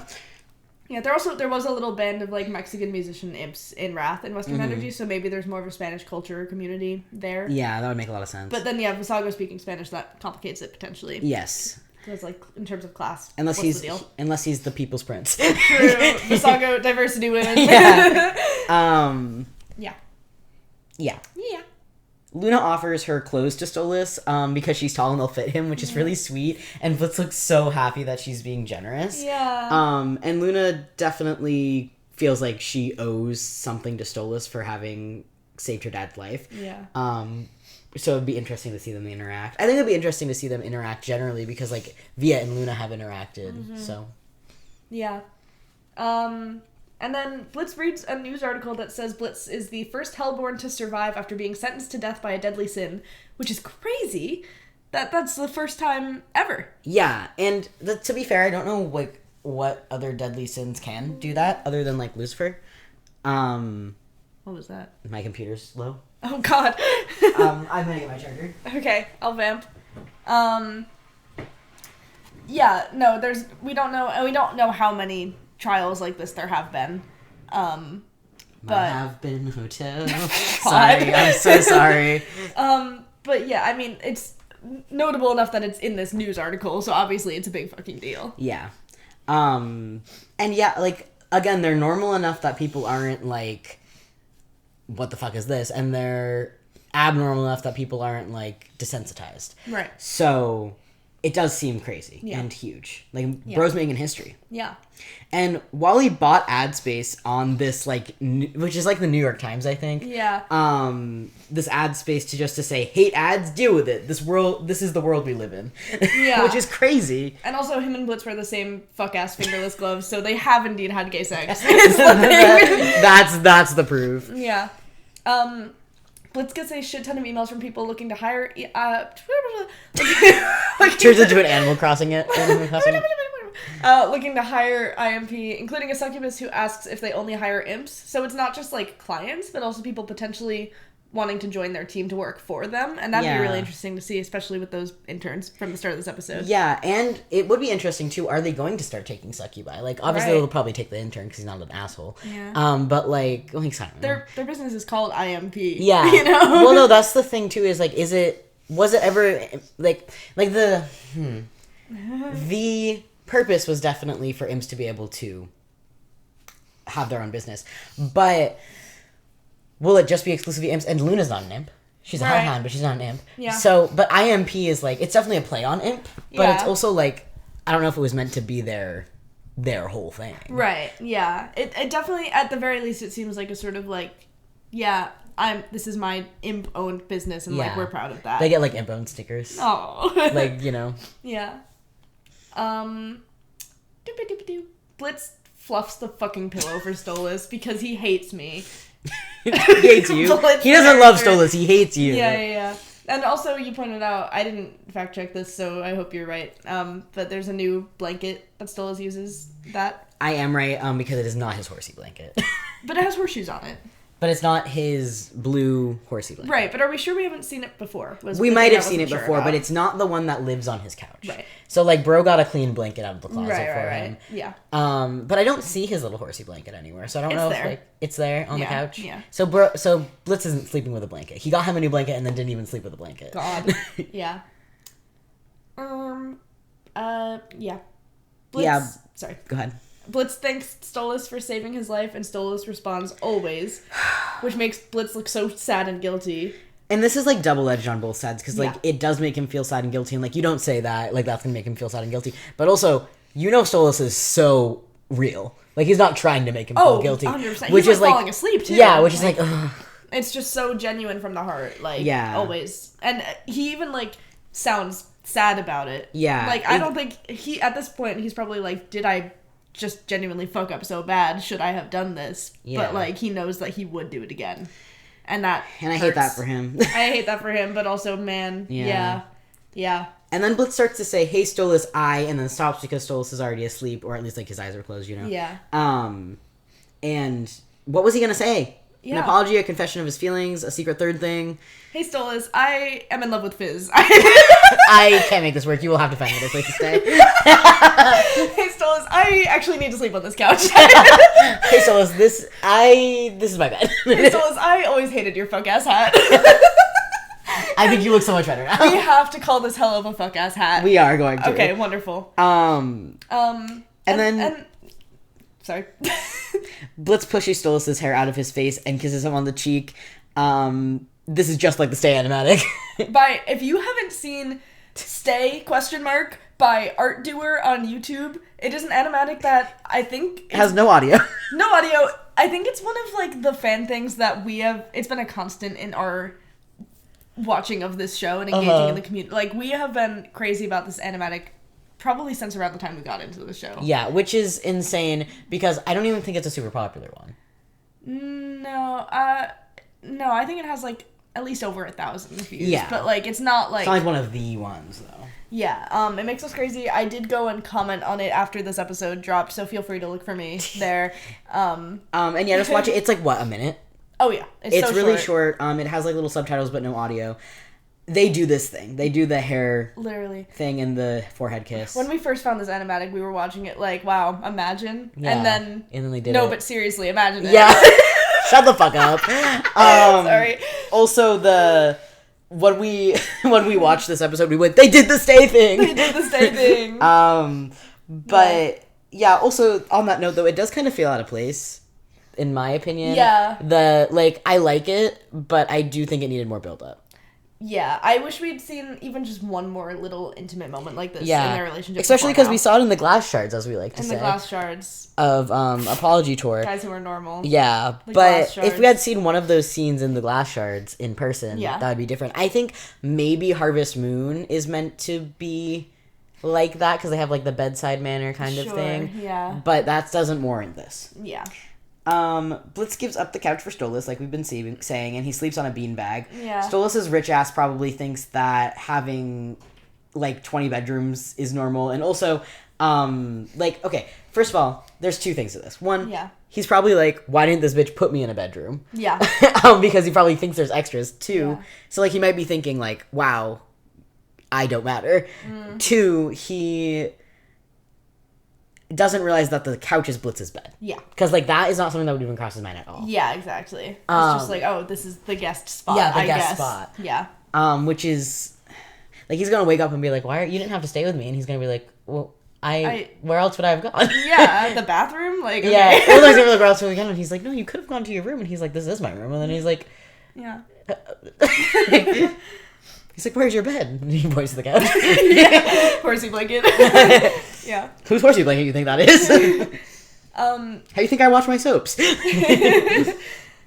Blitz sits on the beanbag and immediately falls asleep for 1 second. Exactly 1 second. And then looks out the window at the fireworks. Bro, eepy as fuck. Bro has had a rough day. Yeah. Yeah. Next one starts with In Has Been, I'm scared. In Has Been, it's shown that fireworks are one of the ideas that got Lucifer kicked out of heaven. But now they're used for celebrations in hell. And for a lower class demon. Yeah. And the fireworks is how Fizz got so hurt. Mm-hmm. But Blitz probably doesn't know that. Yeah. Because he didn't actually like see him crawl into the firework room. But that said, I think Blitz got hit by a firework on his eye. Yeah. So I think he does know. So he's watching the fireworks like, oh my god, they're not blowing me up. Yeah. No, I also wrote this. It'd be so fucked up, but also kind of funny. Like Blitz is looking out the window, like, wow, this is great. This is all for me. And then meanwhile, Fizz is having a panic attack as these fireworks are going off, and he's like, I need to break up with my boyfriend. And also getting like PTSD flashbacks. God. Like, Fizz having the worst night of his goddamn life. Especially because fireworks are like a big PTSD trigger, like across the board. Yeah. So that's like, that's crazy. And that's our last. That's our last note on the episode. Yeah, can you fire through these so quick? Yeah, also the O and the credits are crossed out with the X, as it has been. My husband. So just some general Sinsmith theories. We've kind of talked about a lot of these. Fizz Ozzy breakup, potential love triangle introduced. Going to save Via from Andrelphus/Stella. Blitz dad? Blitz's dad? Stolas' Cash dad? Buxo. Just call him by his full government. Cash Buxo. I don't think they have government now, like government names. Imp Family from earlier this episode, the one we talked about with the circus pictures framed, something with them. Yeah, that's just some general theories. Yeah. Gotta get them on the record. It's true. And then, we don't know when Sinsmith will come out, so we don't know when our episode will come out. Mm-hmm. So follow us on Instagram at AA Discussions. We'll post there with updates like when we know what's coming out, and then we'll post it when it does come out. Yeah. Subscribe to the newsletter. It's free. And you'll receive our 1 year special on January 1st. January 1st. Cool. Yeah. Anything else? Stay sexy.